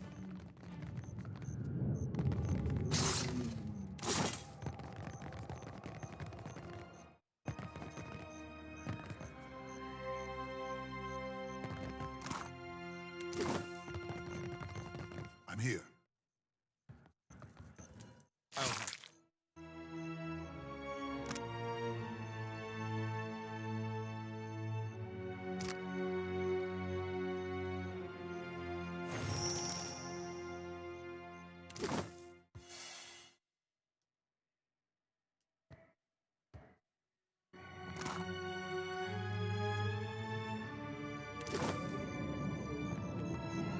I'll take care of this.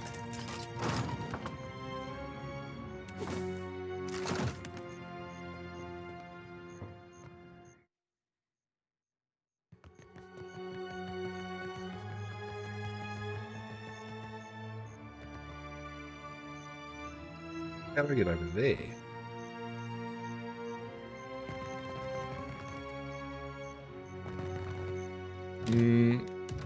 Tempted to play our way through.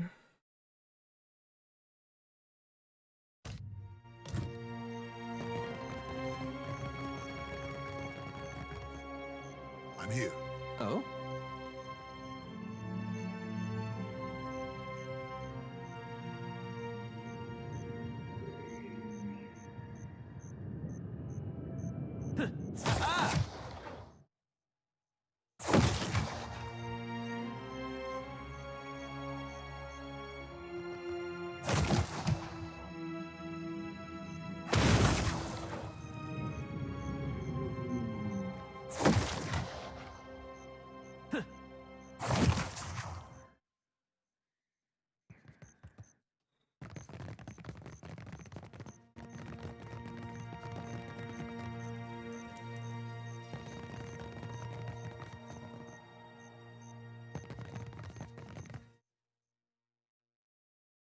Alright, there's a stair on the other side, I guess.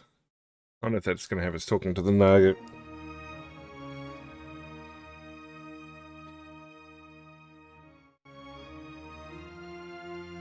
I wonder if,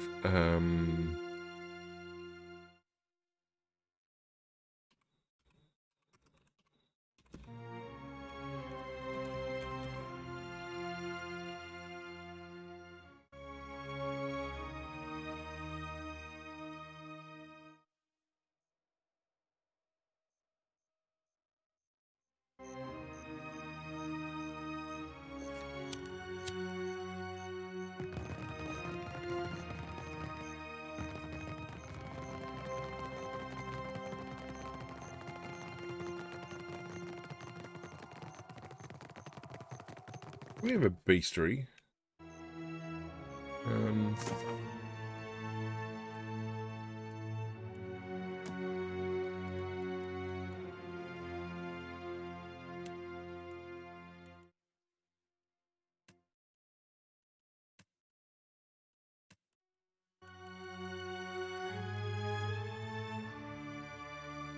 Excluded from Kith.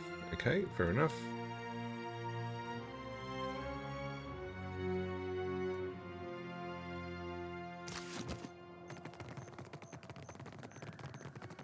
Careful.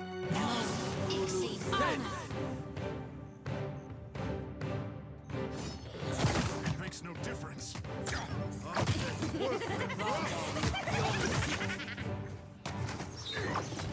Charge.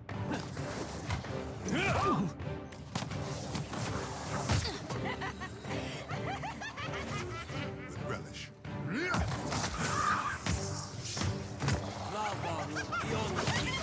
It's not very helpful. Onward.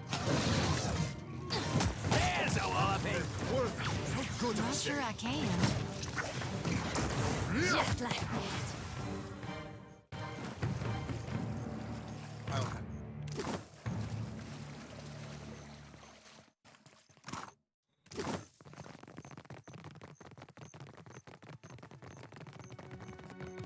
No. Fall back. Boss. Exceed honor.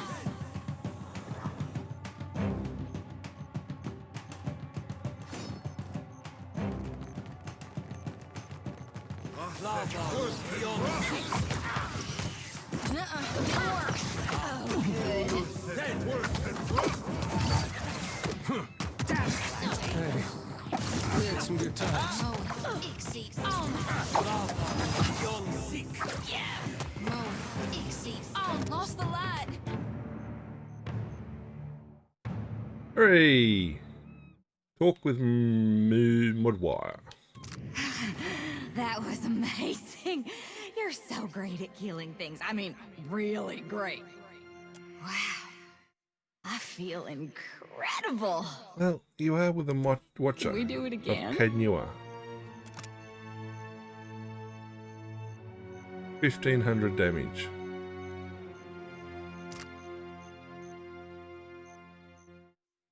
I'll take.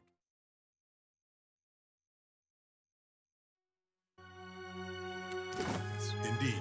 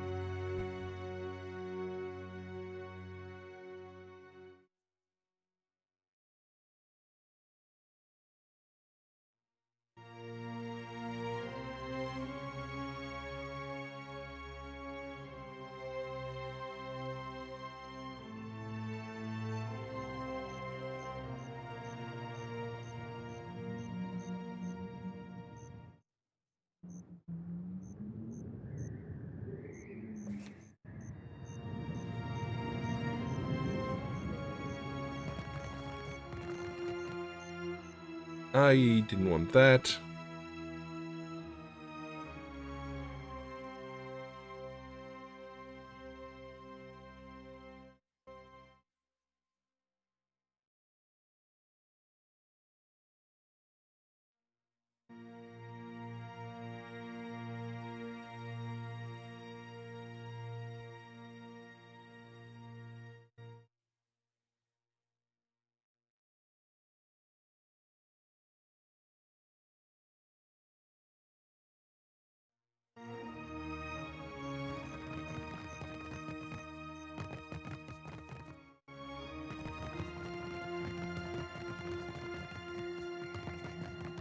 Yeah, clearly that was the important thing, was getting over here, then getting inside here.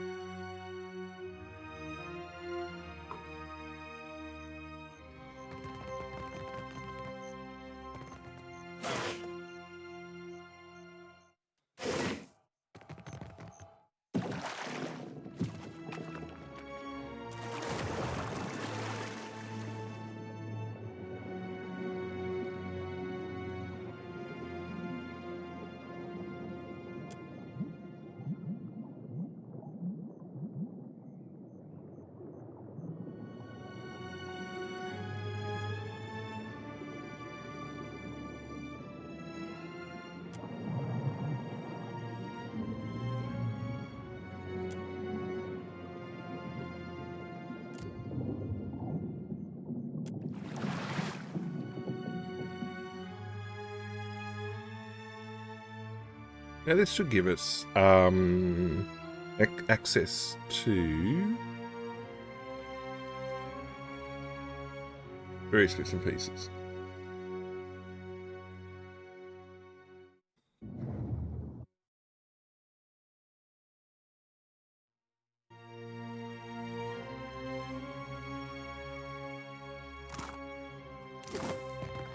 I'll take this.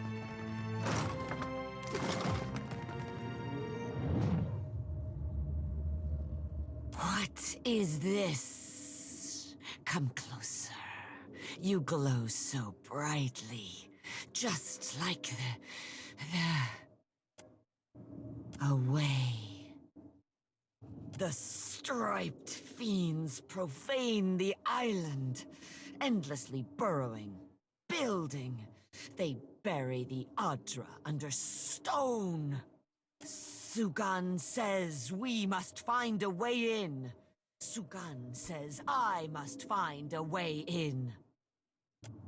Speaker for the gods. Grandfather to many.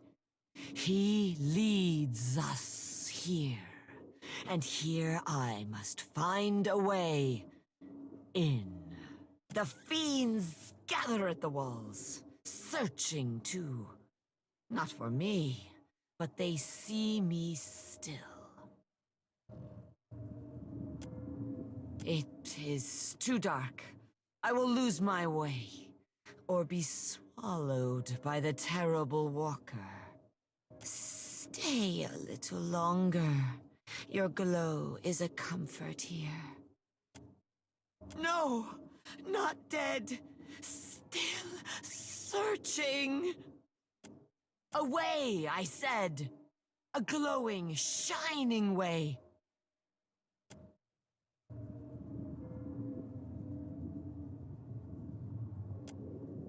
The way glows like an anglerfish lure, but it feels safe. I will follow the way, I think. But then I see another glowing thing. This one does not feel safe.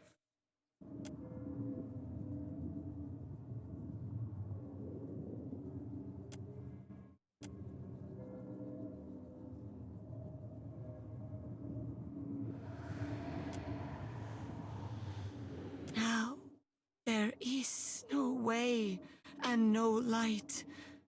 I am afraid. The way? I am searching for a way. Show me. All right, we did that.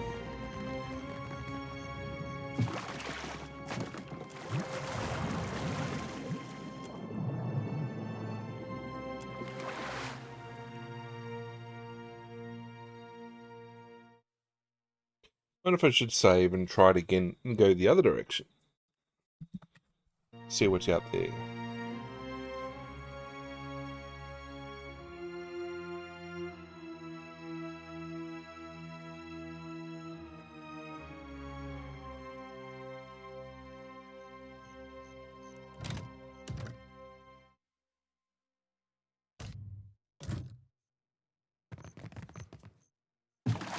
Oh, welcome back, Lord Typer. Okay, so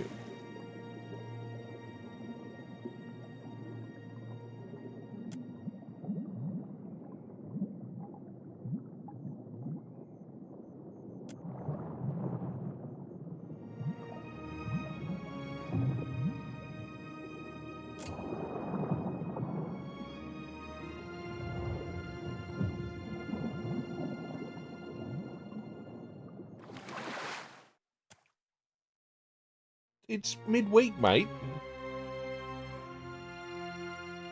You time to get tired all over again.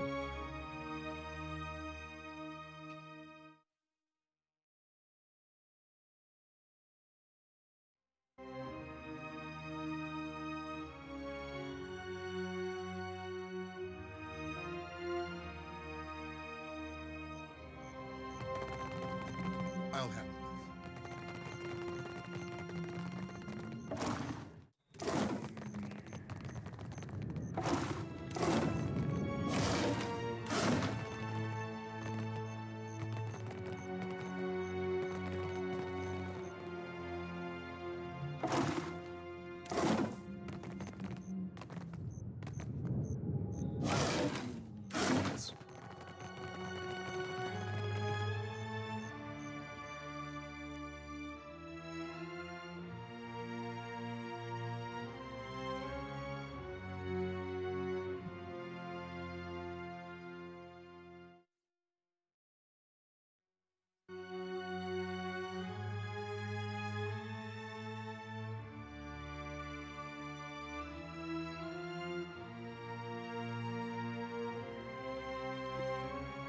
Like, I'm dead keen for Zoshi's injuries to go away. Yeah, I saw the pictures you put up on the Discord. So yeah, I was looking at it going, just from the pictures it was like, yep, Lord Typer had the time of his life. Who is the support? I take it some sort of random group, or...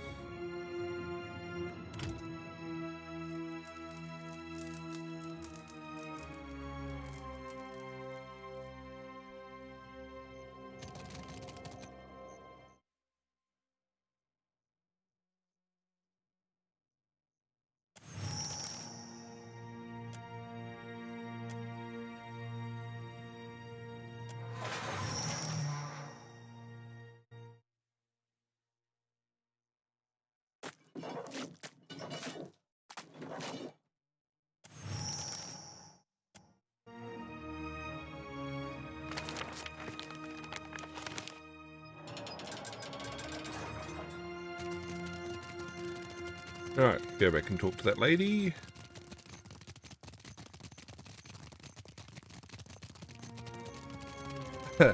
Funnily enough, I don't know if my YouTube recommendations, I have a couple of YouTube accounts, obviously, the ones I publish on and whatnot, but the one I just generally watch YouTube through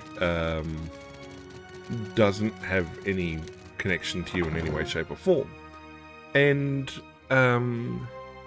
it recommended to me the channel of a guy, I think Walking the Trenches is his username. And it started, I mean, I don't know if he's German or Swiss or something. He clearly understands German, has a decent understanding of French. And speaks with an accented English, and so that's why I think he might be German. But anyway, his videos, the ones that came up to me, were of him walking through the World War I sites, the trenches, the places that still had trenches and whatnot. And he brought up a couple of sites that I knew nothing about, mainly down towards the Alsace, and so to most, I guess, British Empire / Commonwealth troops, it was the front in Belgium and around to the Somme that was sort of understood on the Western Front. I don't think Australians really went into the Alsace at all, so that was like an unknown part of the front, really. And so this guy goes through the trenches and talks about some of the mountains that were fought over between the French and the Germans, which, I mean, I knew the Italians and the Germans fought in the Alps, but I didn't know the French and the Germans had fought over mountains. Well, large hills. But yeah, it was insane that some of these places, and obviously they were important as artillery lookouts. And then he had a couple of others. I mean, he tries to focus on both sides, but because the Germans put engineering into building their lines, a lot more of them exist in the landscape than the French lines or the Allied lines. One of them was the southernmost point of the Western Front. And it's something like I'd never considered before. It's like, yeah, I knew where the western end ended, and it's sort of like basically from the sea in Belgium. And it's like you never stop to think about where the other end ends up. And so there's a good like hour-long video on that little part of the front, which is basically hard up against the Swiss border, and the impact of how everybody was trying to manage it and why it's a quiet sector and things like that. And then he actually went into a bit more about why the Alsace was so important to the French, why they why they took it effectively as war prize after World War One, and it's like, wow, the Germans had a stronger claim to the Alsace than the French did, but no wonder the French went so hard after it. It was in like incredible, like parts of World War One history, absolutely no idea about, and it's like, yeah, couldn't believe that they had trenched warfare in those sort of areas and stuff. I can't watch too much of his stuff. He's a bit of a, I mean, he's very good at what he's talking about and everything else, but it's like, yeah, right, okay, jump ahead. You've got bits and pieces you can talk faster on, but yeah, it was.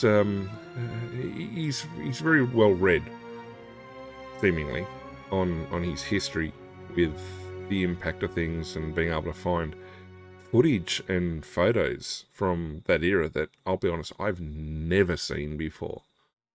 And it's like, yeah,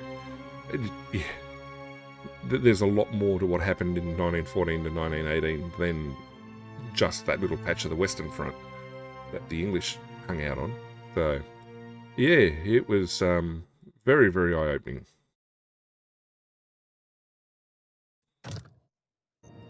Is there anything else?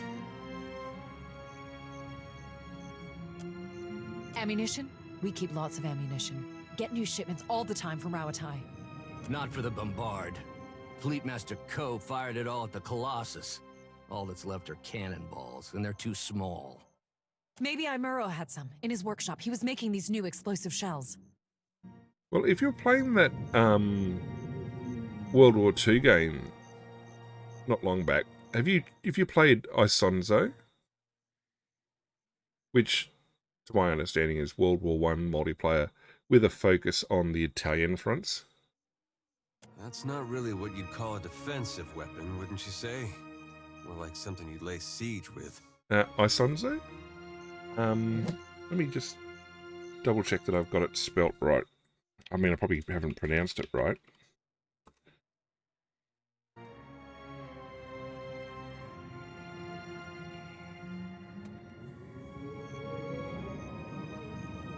I'll get the Steam link. Hold on a sec.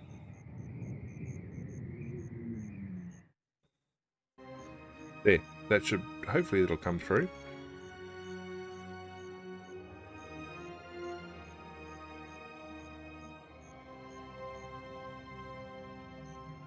Yeah, it seems to be like probably the only game I've seen so far that has a focus on the Italian fronts and the Alpini and the Alpine warfare. Anyway, you should check, just in case. Imuro's workshop was by the northern gate. I mean, there's Hell Let Loose, and there's a couple of other games as well. Even War Thunder apparently is introducing infantry elements soon. Or they're testing it at the moment. As you can see, we have need of it. Rawataians do not do anything in half measures. The Deadfire is a savage place. Something that Valian coin counters and Huana tribals do not seem to recognize. For what do you call us tribals when we open our ports and welcome? Ngati shuns an ungrateful guest. But our people conquered Rawatai 2 millennia ago. We understand what it takes to survive, to tame a wild land. Okay, so we found out where the bombard cannons are being... Yeah, well, that makes sense, that they were the... I think I got it as part of a double pack, Isonzo and Verdun. Yeah, makes sense. Did you play, what was the name of the game?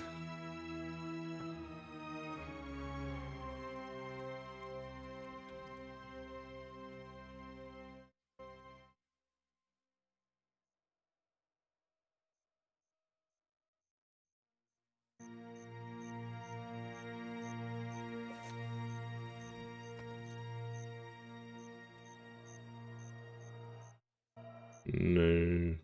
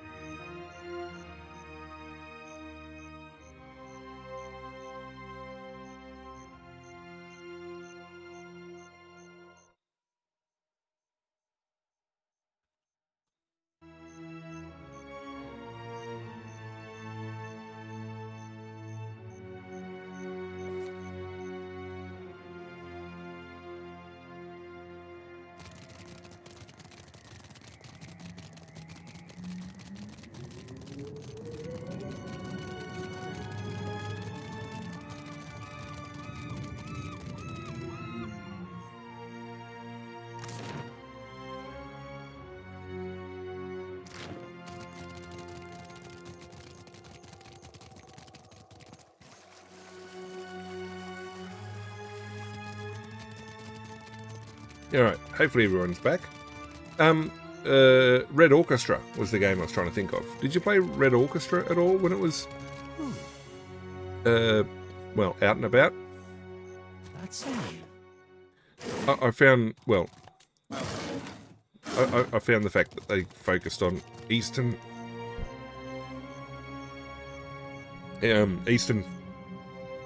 Front combat was pretty cool. Like some of the COD 2, I think it was Call of Duty 2, like the original ones, had a focus on Eastern Front compared to Medal of Honor and whatnot. Red Orchestra was, I remember the big gimmick for that, apart from how active the gameplay was the fact that you didn't have indication in your HUD of ammunition state. And so you hoped like crazy you were counting your shots so you didn't run out mid-encounter. It was good. They made other games in the same spirit, like same basic gameplay, but set in different combat. Red Orchestra 2, I think, was their first one, or Red Orchestra. But yeah, Heroes of Stalingrad was the big one there. Trying to think, what else was there? But yeah, I mean, certainly keeping in that era of play. But yeah, Verdun would have been great if it had the support. Like, there's a few of those sort of games that just, once they lost the player base, it's, well... I'm gonna save before I hurt myself. No, I haven't played Hell Let Loose yet. I've got it. But it's one of those games where I'd need to devote significant time and effort to playing it and be playing it constantly or routinely. Like when I was playing Battlefield 42.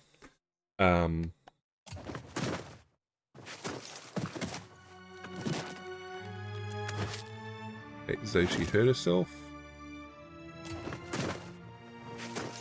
She hurt herself again.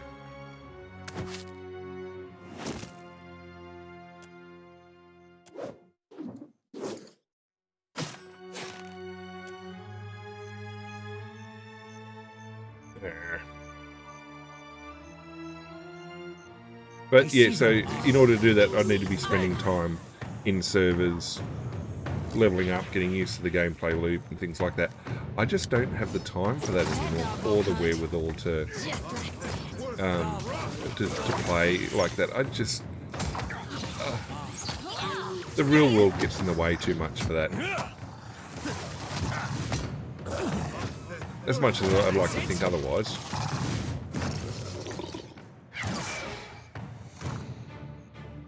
What was that? I'll take this.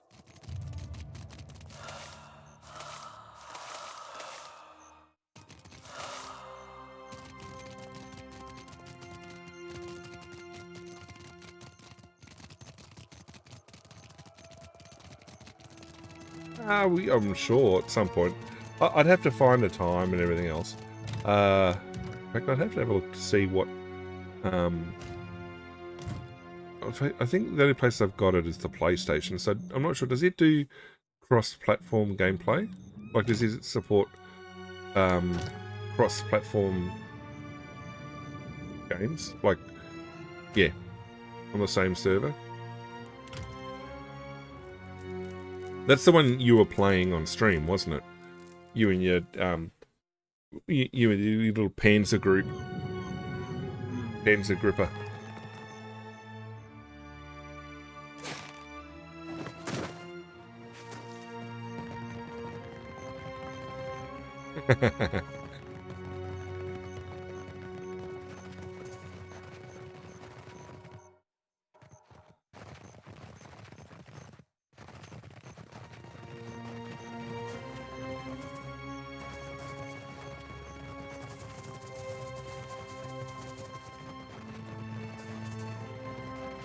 Are we at the... We are at the tower.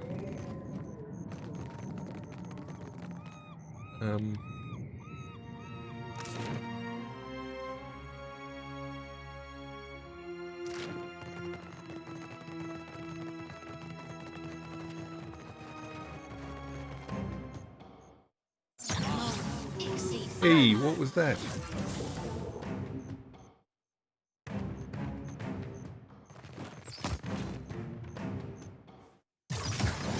What is hitting us?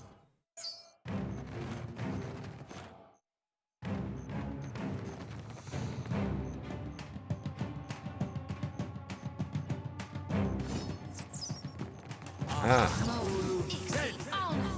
I'm afraid not.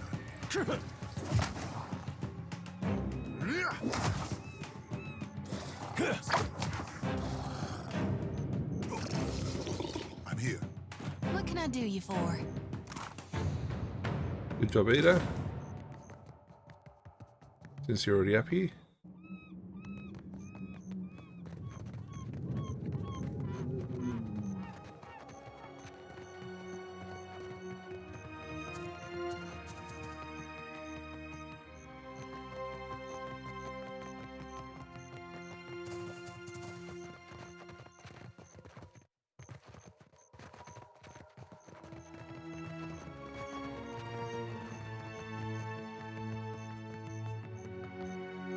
Right, so we're all going to go inside.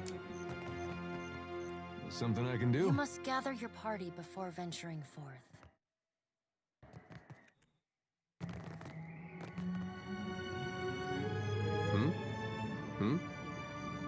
Come on, Ada. Ah, really? Yes, you did. You did. I saw that. It was kind of funny.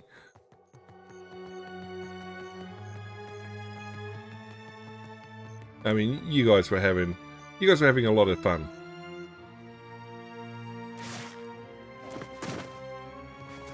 All right, now we're all back together. Okay. Who needs a rest? Nobody's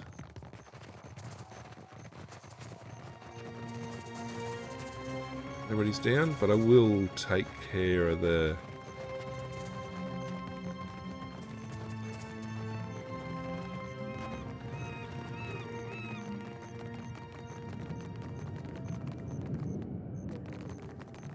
Oh, that's Aethys's footprint.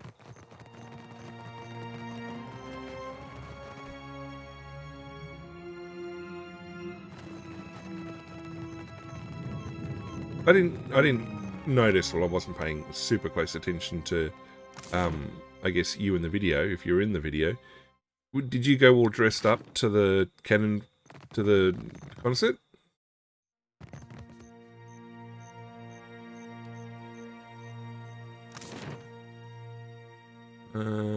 Okay, that I can access from that.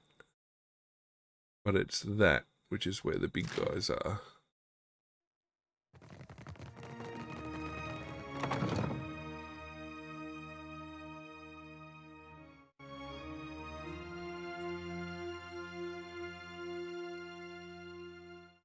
Well, if we finish the mission here, we should get ourselves 3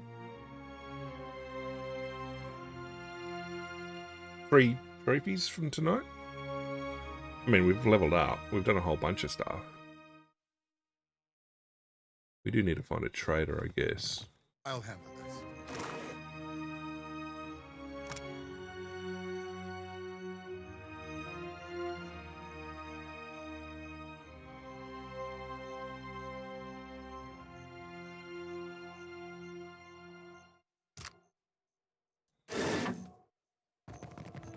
I'll take care of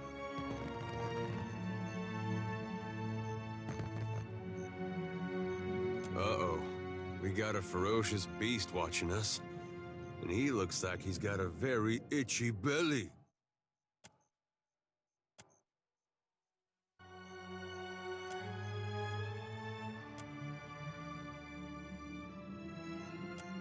Yay! Another puppy. suppose that's one thing that this game gives that the first one doesn't, is quite a lot of animals to pet and pick up. I mean, I had the piglet that followed me the whole way through the first game. I mean, I could have had the skeleton, the ethereal cat. Was it an ethereal dog? Whatever it was. The piglet was funnier.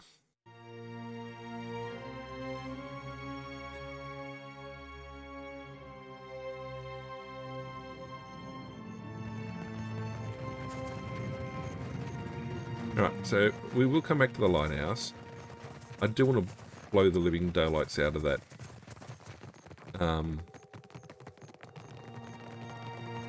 Bunch of bad guys.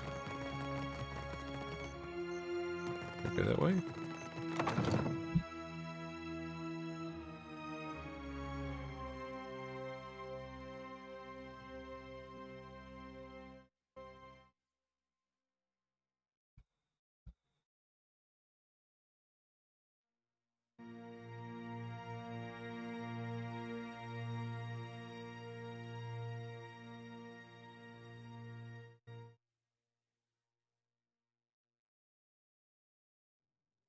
In fact, speaking of online gaming, I've not played, okay,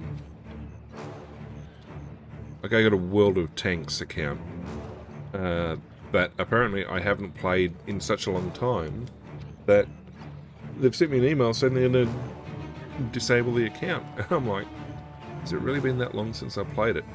And that was a game that the progress to mid-levels, to mid-tier was okay on in freemium mode, but to get above mid-tier you needed to pay. And what I found was that there were tier 2, mainly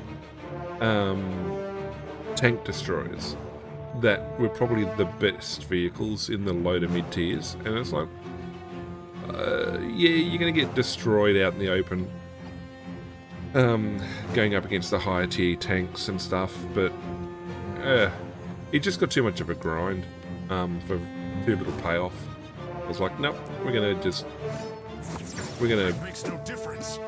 run. I eventually stopped playing. Oh, that's the stuff. Hey.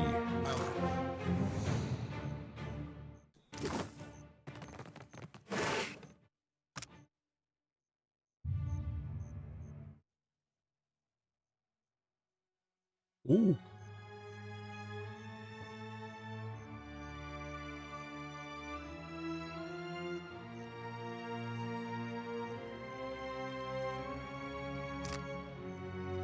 Taking that. Feels like the brass citadel is getting ready to blow up.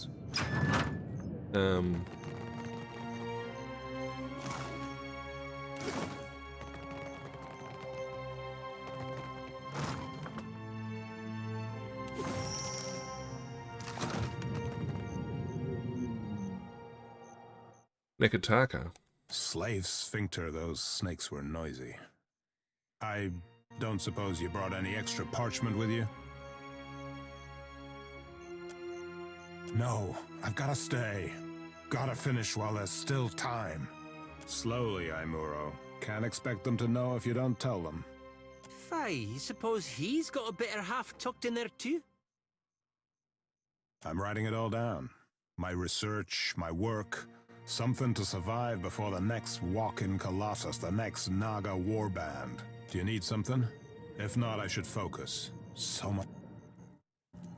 What didn't? A Colossus made of Adra marched through the fort, grew bright like luminous, and scores of soldiers fell dead. Incredible. Then the Naga killed everyone else. Except Latharn, I suppose. Yes, he must have left. Dawnstar fellow. Arrived yesterday, last week, complained of strange dreams. Smart of him to leave so soon. He's gotta be acting on his dreams, trying to help our god. They should split up. Safer that way. Better odds. Do you need something? If not, I should focus. So much to do. Just the one. Just the one. Someone came and took it. Oh, that was you. It was me. How indeed. Naga everywhere. Suppose your best chance will be up along the walls, west and south. But how to get there? Better perhaps to keep going south, around the edge of the fort, through Fleet Master Ko's office. More cover from the Naga. Safety in numbers, eh? A comforting illusion. Let the others have it if they wish it. I must see that my work survives. Weirdo. We've checked everything. It's going to tell us to go back and talk to her again, which we will. I will kill that Naga, and then, I mean... then we'll head back up. Go to the lighthouse, take care of that. And that's probably going to be it for the night. Yeah, it for the night, I think. Lots of good chats tonight, gotta say.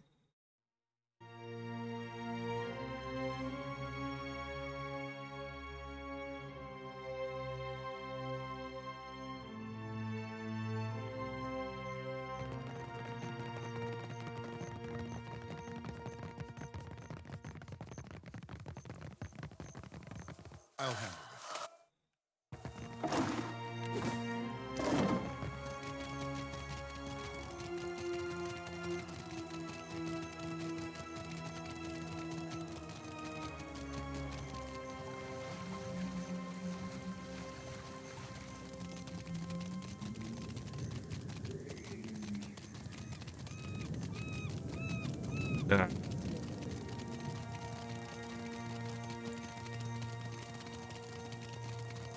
Yeah, I got a feeling I'm leveled. I mean, I'm a bit over leveled for this right now, but anyway.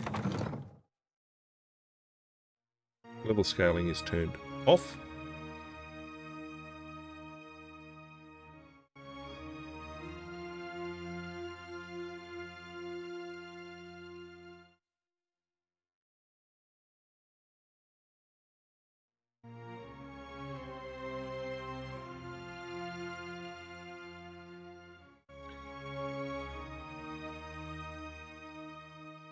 Alright, let's have a look. See whether the soulbound weapon... Nope. Something I can do?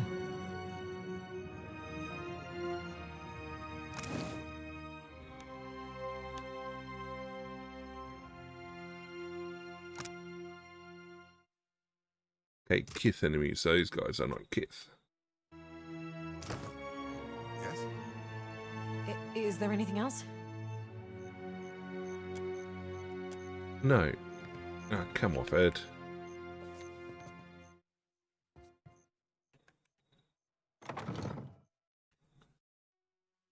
I thought you'd want to know that that guy was still in his office, but nope, clearly not.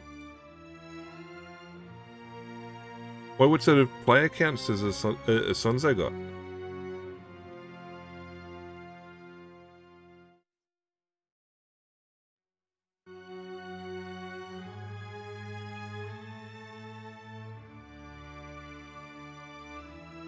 It's games like that and Verdun, which I just wish it attracted the same sort of player counts that games like Hell Let Loose do. Like, everybody knows and plays the World War II era games like crazy. I mean, War Thunder, all the other bits and pieces. It'd be nice to have a decent option for World War I era games without necessarily being stuck in trenches forever.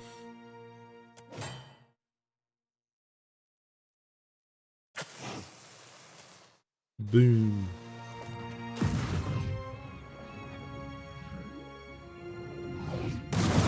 Got him.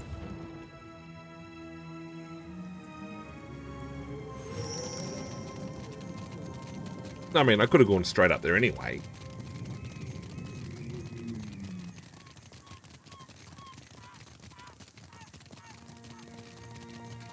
I'll take care of this.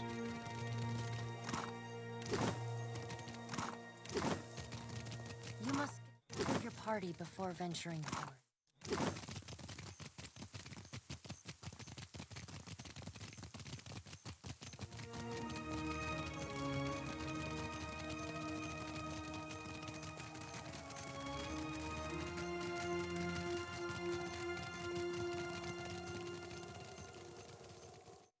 Now, why was Aethys going for the lighthouse? Unless it was Adra-powered or something.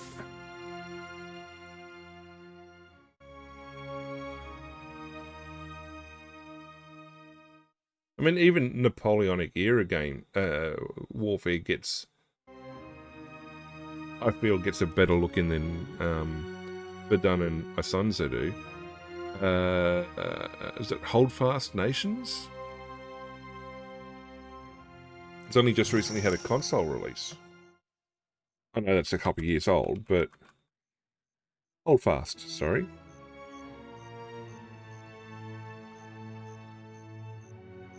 Yeah, Nations at War. I'm pretty sure it's only just recently had a console release. But they also have World War I era settings as well.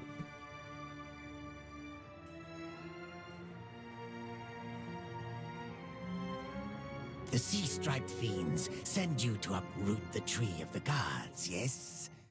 Their blasphemy knows no bounds. Go!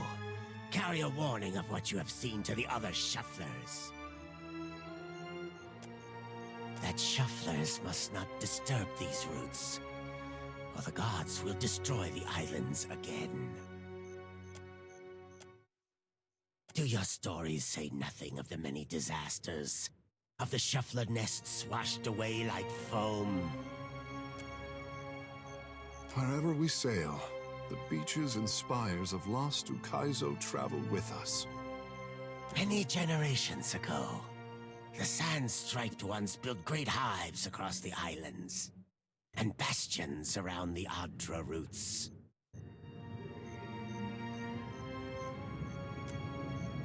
They did not build alone. The sand-striped ones helped, as they help other fiends now. Their meddling displeased the gods, so the gods smashed their works with heaving volcanoes and crashing waves. You shufflers are beasts of habit. You do not learn. You do not change. You cast off your sheddings by night, only to put them back on at daybreak. You wrap yourself in filthy, worn-out things. Our ancestors hid deep where the waters quenched the fires and muffled the storms. They remembered while shufflers scattered. Now, the shufflers build again. The gods see. They will tear them all down.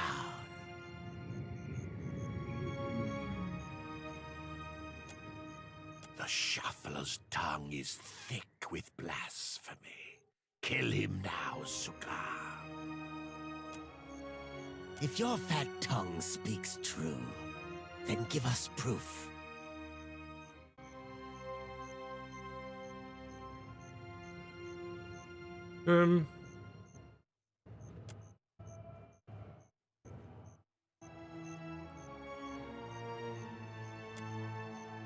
If this is not some fat-tongued lie, then show us.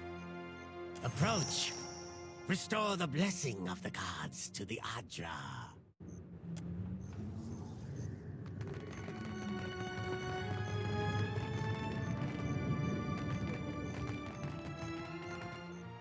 As your hand touches the dim Adra, you feel the same cool, pricking sensation that you did when you touched the pillar near Port Mage.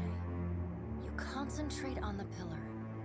The world around you swiftly falls away, leaving only the vast emptiness of the in-between.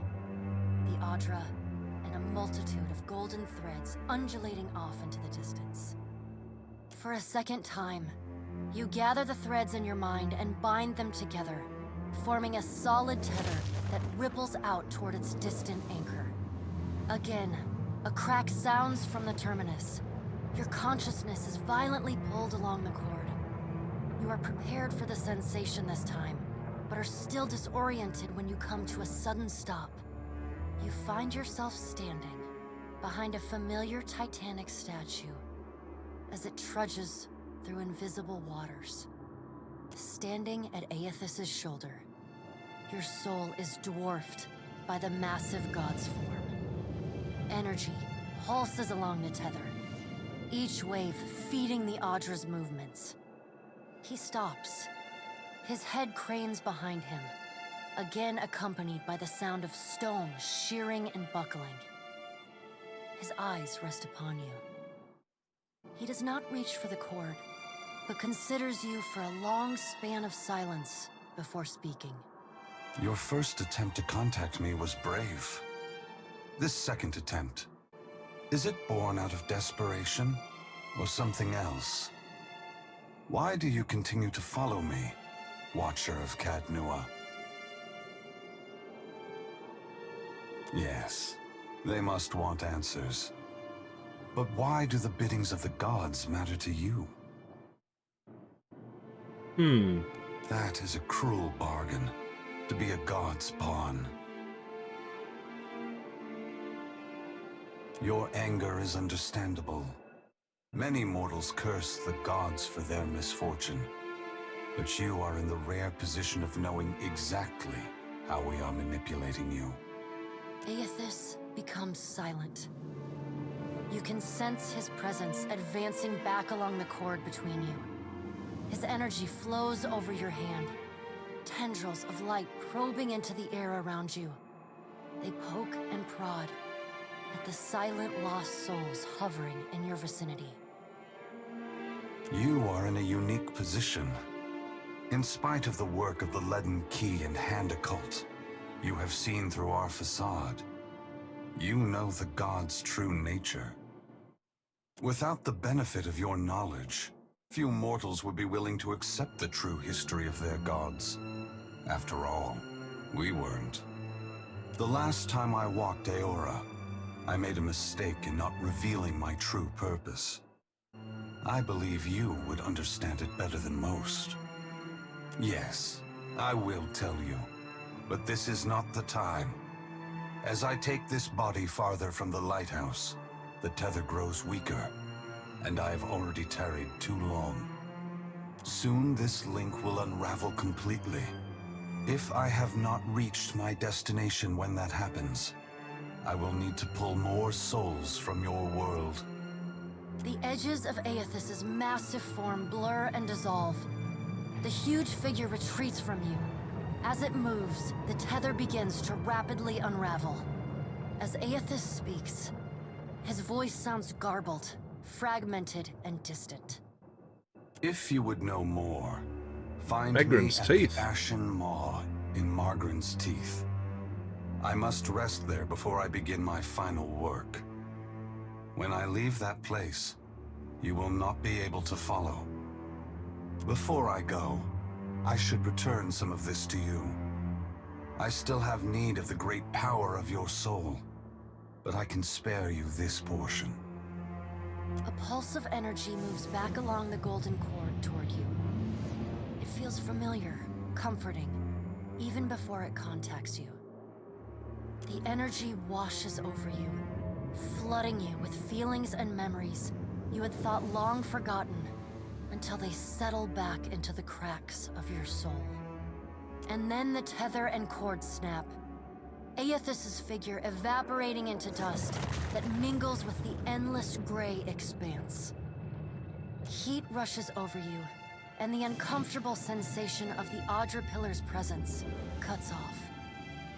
The gloom of the in-between is pierced by the light of the living world. You are back in the lighthouse, no longer dim.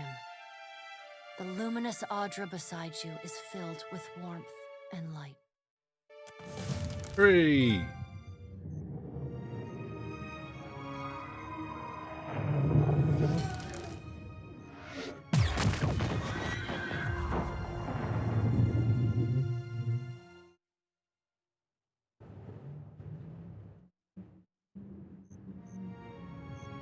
Long have we kept peace with the sand-striped people.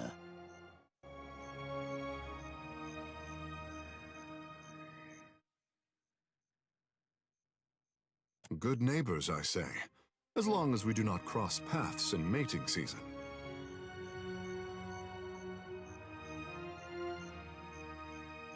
But then, the foreign ones came and spread, killed our people, built their hives everywhere.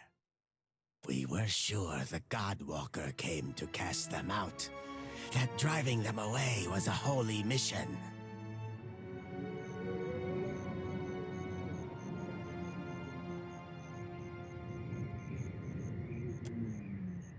Shufflers find many stories to explain their hunger and violence. We must go. I know not what this means, but our brethren should hear of it. You show us something new today, Shuffler. Thank you for this, and for your mercy. Hooray! Strand of Favor.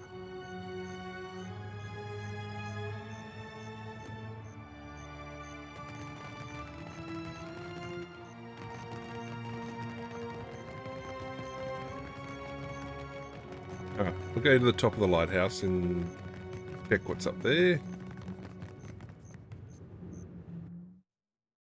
And then, you know, go to the seas again, sail around for a bit, and then call it a night. We've got a little bit of time left.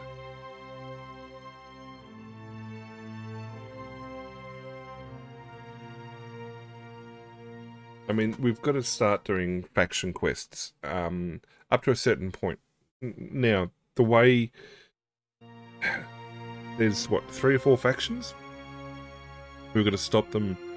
Well, we've got to do missions for them all at some point. But at a given point, they're obviously going to interact with each other. And there won't be a means to finish them all in the same playthrough as such. So we'll be...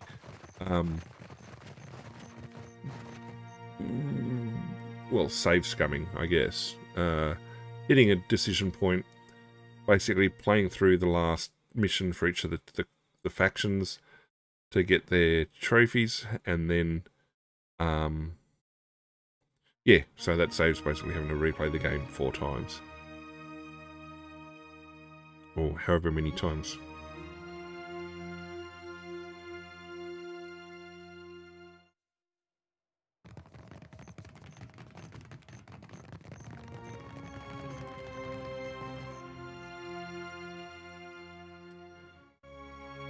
But the ideal idea now is that we're going to run around doing these faction quests.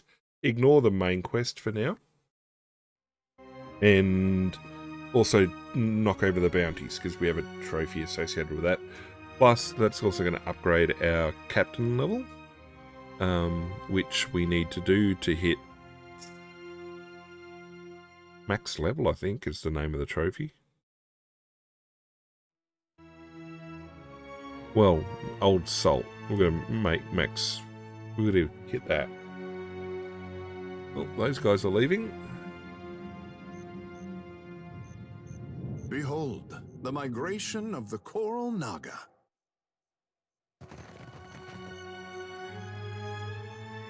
Yes? What can I do you for? I thought Aethys was too busy kicking over islands to blunt his teeth with mortals. What say? You must take something from all this idle chatter with the gods. And you knew things he did not. Ah. For what does he listen to you, then?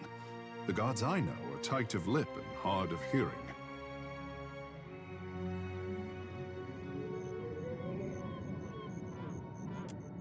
Ikera, it makes my head hurt whenever I try to figure out what Ngati wants from me. I could not imagine the inner workings of a god. But then, I am not meant to. It is for mortals to flail in the darkness, I say, while gods point us toward light.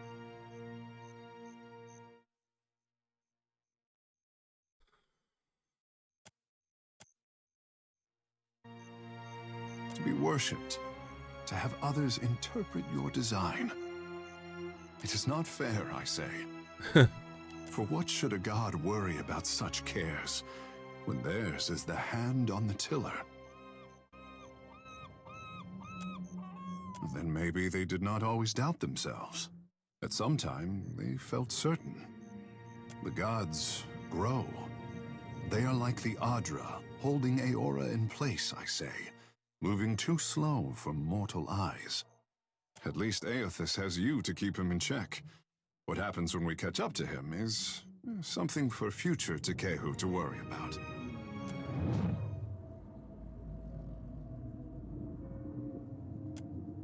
Scratch under the wet clay of any artist and you hatch a lifetime of fear and doubt. My boy doesn't fear the gods. He only fears what he'll compromise by living up to his potential. But isn't it easier to let sculptures represent you? Poor thing. Nothing he does could disappoint me. But that is a mother's prerogative.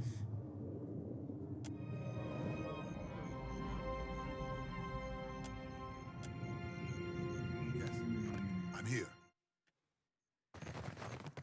Let's go back to... Had another one of your talks there, didn't you? You gonna share details, or do we gotta guess? I have known priests to go mad from too much incense, but speaking with a god has not left such a deep scar in you. We just had a chat, Tekehu. I was rather hoping someone else would bring that up. You don't look like you're gonna be sick this time, so I take it that's a good sign?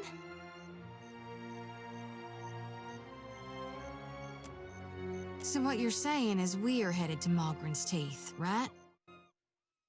I'm ready to chase Gone if you are.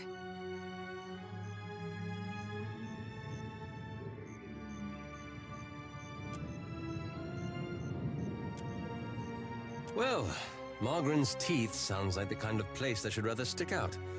Shall we continue on?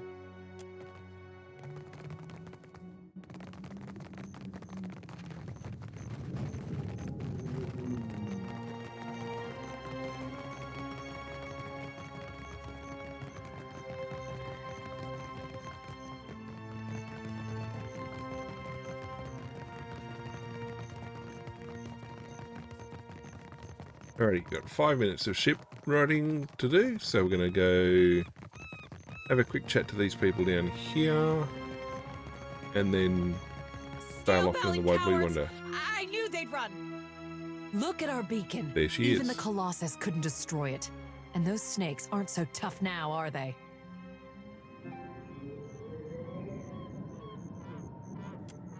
Well, we've got 5 minutes left. Good job, controller. Of course. Hopefully the controller lasts 5 minutes. We'll rebuild bigger and better, with reinforced walls and extra cannons. Our engineers will make this place truly impregnable. The Hansanui will want to thank you personally for your help here, and she should also know what we're up against. She's usually at the Brass Citadel in Nekataka, though she gets called to the palace often, haggling with the Queen and the Valians. I have met the Hansanui. Clear skies.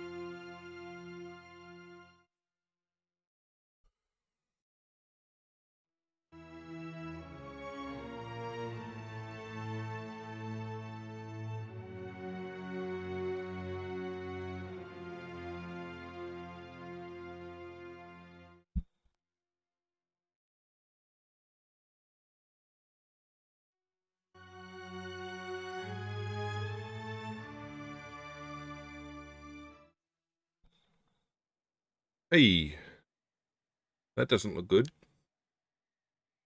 Check the journal. We probably should save.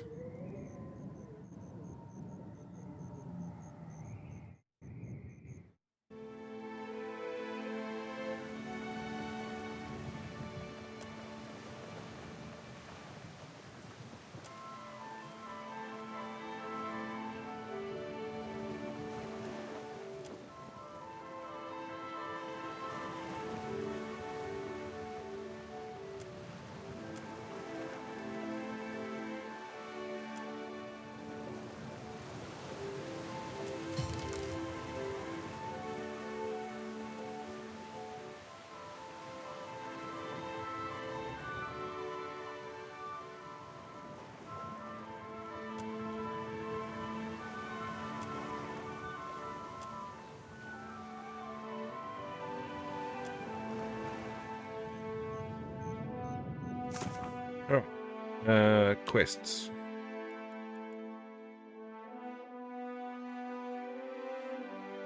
Oh, well, I want me to sort of go back.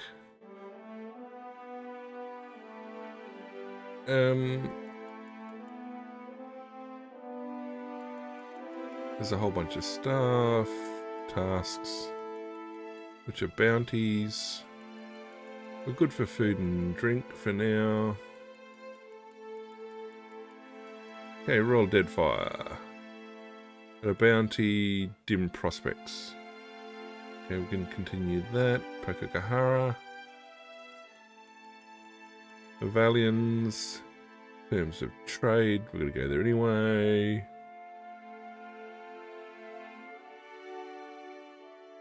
Bonakara, I've got to find. Pavilions.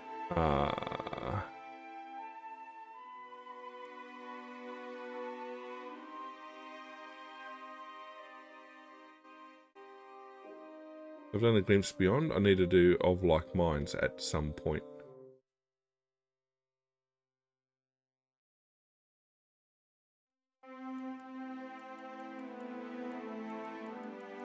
And Principe.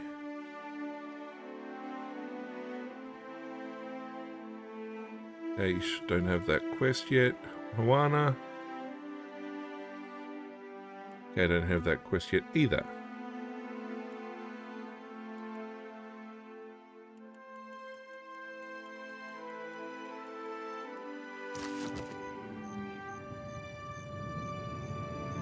Right, there is...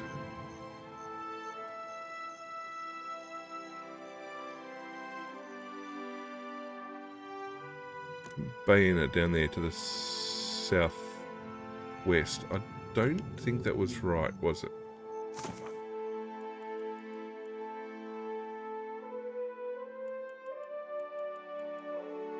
Biakara. Skeleton off the northeastern coast of...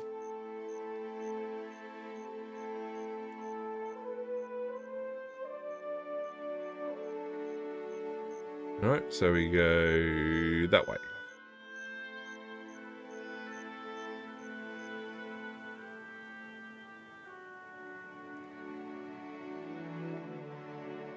You blink and find yourself standing in the knee-high grass of an endless field, with the day just falling into dusk. Then, the earth falls away. The wind ceases, and you are sent tumbling up into the dark of the sky. Okay, well, I think once this chat finishes, I'll save and call it. Watcher. The voice of the Pallid Knight shakes the earth at your feet. You have returned to Bareth's realm. Your soul once more called to attend the wishes of the God of Death. Once again, you have spoken with the Child of Light. Tell me what you have learned. Intriguing. The Pallid Knight stares past you, pensive. While attend. Tell me what your many eyes perceive. Her word in the silence breaks the murmur of countless voices. They speak all at once in languages both known and unknown to you. In the space beside Bareth, an eye blinks open, followed fast by several more.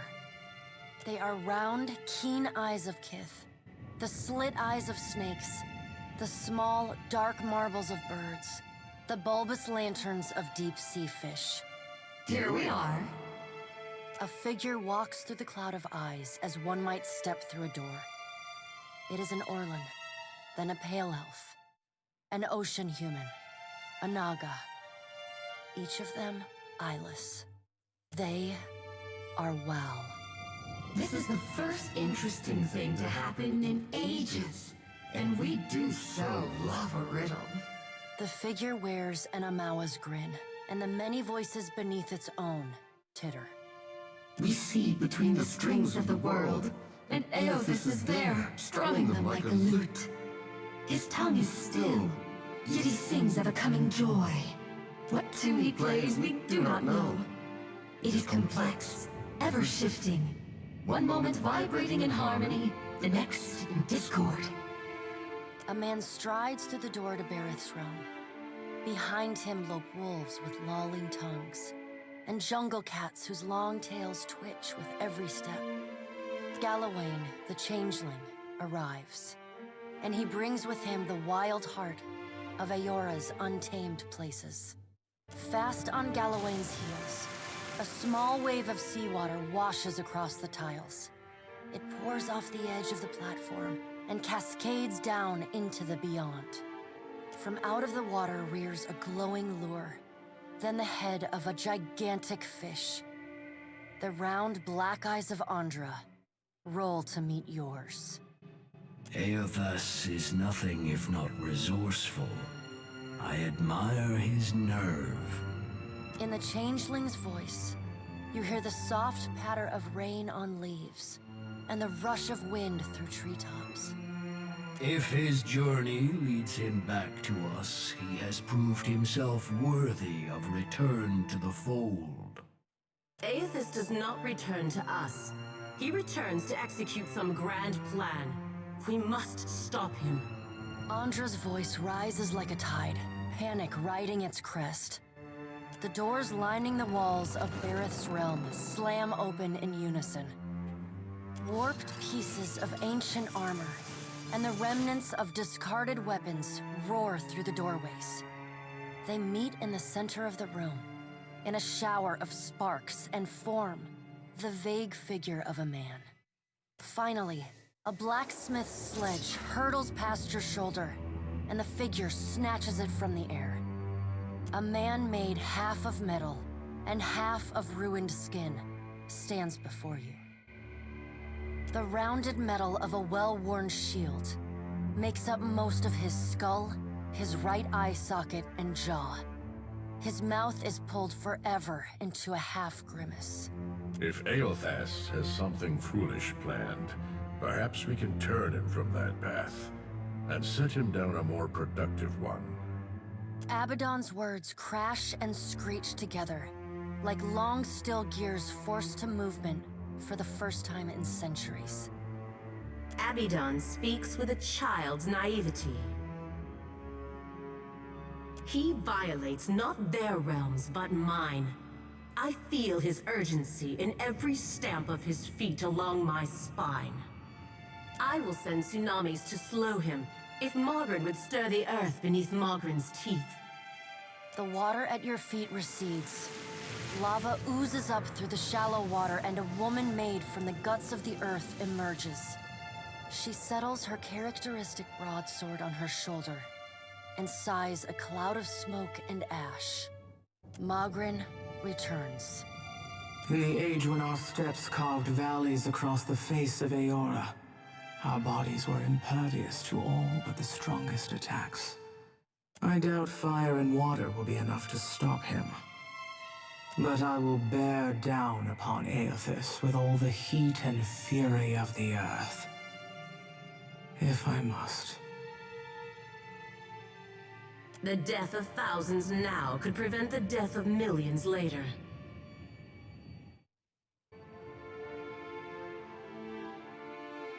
The deep, bellowing cry of an aurochs shakes the ground beneath your feet. The cry drones on and on, a moan without end. Wal's many eyes squeeze shut. Andra slips back beneath her waves. Mogren dissipates in a swirling cloud of steam. Galawain's beasts cower and whine. Only the pallid night stands impassive. My end comes to all things in time. Should Eothas care to hasten the inevitable, I welcome his efforts. Eothas seeks a slate wiped clean. Freedom from the endless revolutions of Barath's wheel. The final emancipation of the countless stolen mortal lives the gods hoard within themselves. The Child of Light will not choose the hour of my death. Mogren tests the edge of her broadsword with a smoldering finger. He sows chaos in his longing for a radiant dawn. So much will be lost in the cacophony of fear his actions inspire. The crack of thunder rends the air. The gods fall silent. We can wait no longer to act. Speak with him, Watcher. Discover what it is he plans. Water begins to creep across the floor. It swells, runs swiftly, and catches at your ankles. You scrabble at the tiles, but it's no use. The current's pull drags you off the edge of Bareth's realm, and into the fathomless beyond. You splash down in water so dark you can't see the bottom. Then, the water recedes, gone like a dream upon waking. The hard wood of your cabin's floor presses against your spine. The gods are gone, but you remain. Right. Well, that was a decent bit of exposition. Something else they picked up learned from game 1.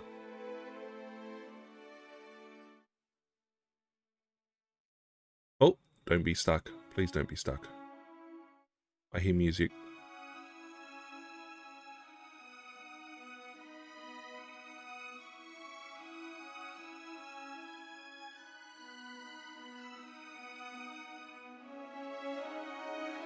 It's going to make me do the whole thing again. Alright, okay. We're going to call it there. I'll drop them in the chat, put some tunes up, and close things out. And, well, I'll probably do some fault finding in the background. Alright, what do we got coming up? Friday we have...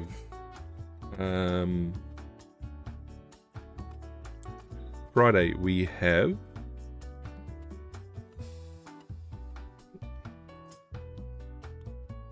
Prince of Persia, The Forgotten Sands. We're nearly done our first playthrough of it, and then we'll have the arena mode to take care of.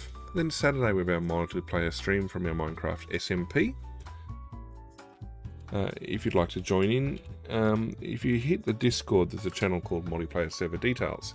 It's got mod pack and a few other bits and pieces in it. Get those installed, and then drop back into the Minecraft, so in the Discord and DM me a Minecraft username. I'll whitelist you and you'll be up and running on the server in a matter of moments. Sunday we have our giveaway. Again, if you'd like in on that, hit the Discord. There's a channel called Giveaways. You'll find... Oh boy. You'll find... It's taken me all the way back to just leaving Hasongo. Ha ha ha.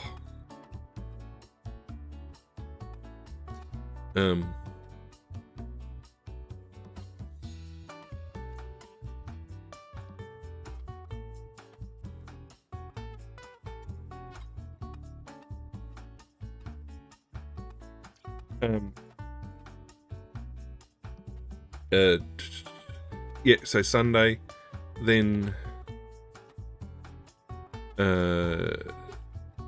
yeah, the giveaway this week is for a copy of Resident Evil Village. The stream on Sundays, we're continuing Erica. We did the first 2 playthroughs last week, and so we're now looking at the next 2, and the expectation is that we'll finish the plat in the 3rd week. What else have we got?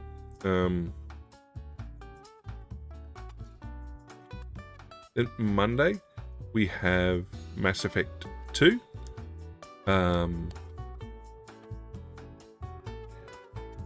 Wednesday we'll be back here continuing Pillars of Eternity 2 Deadfire.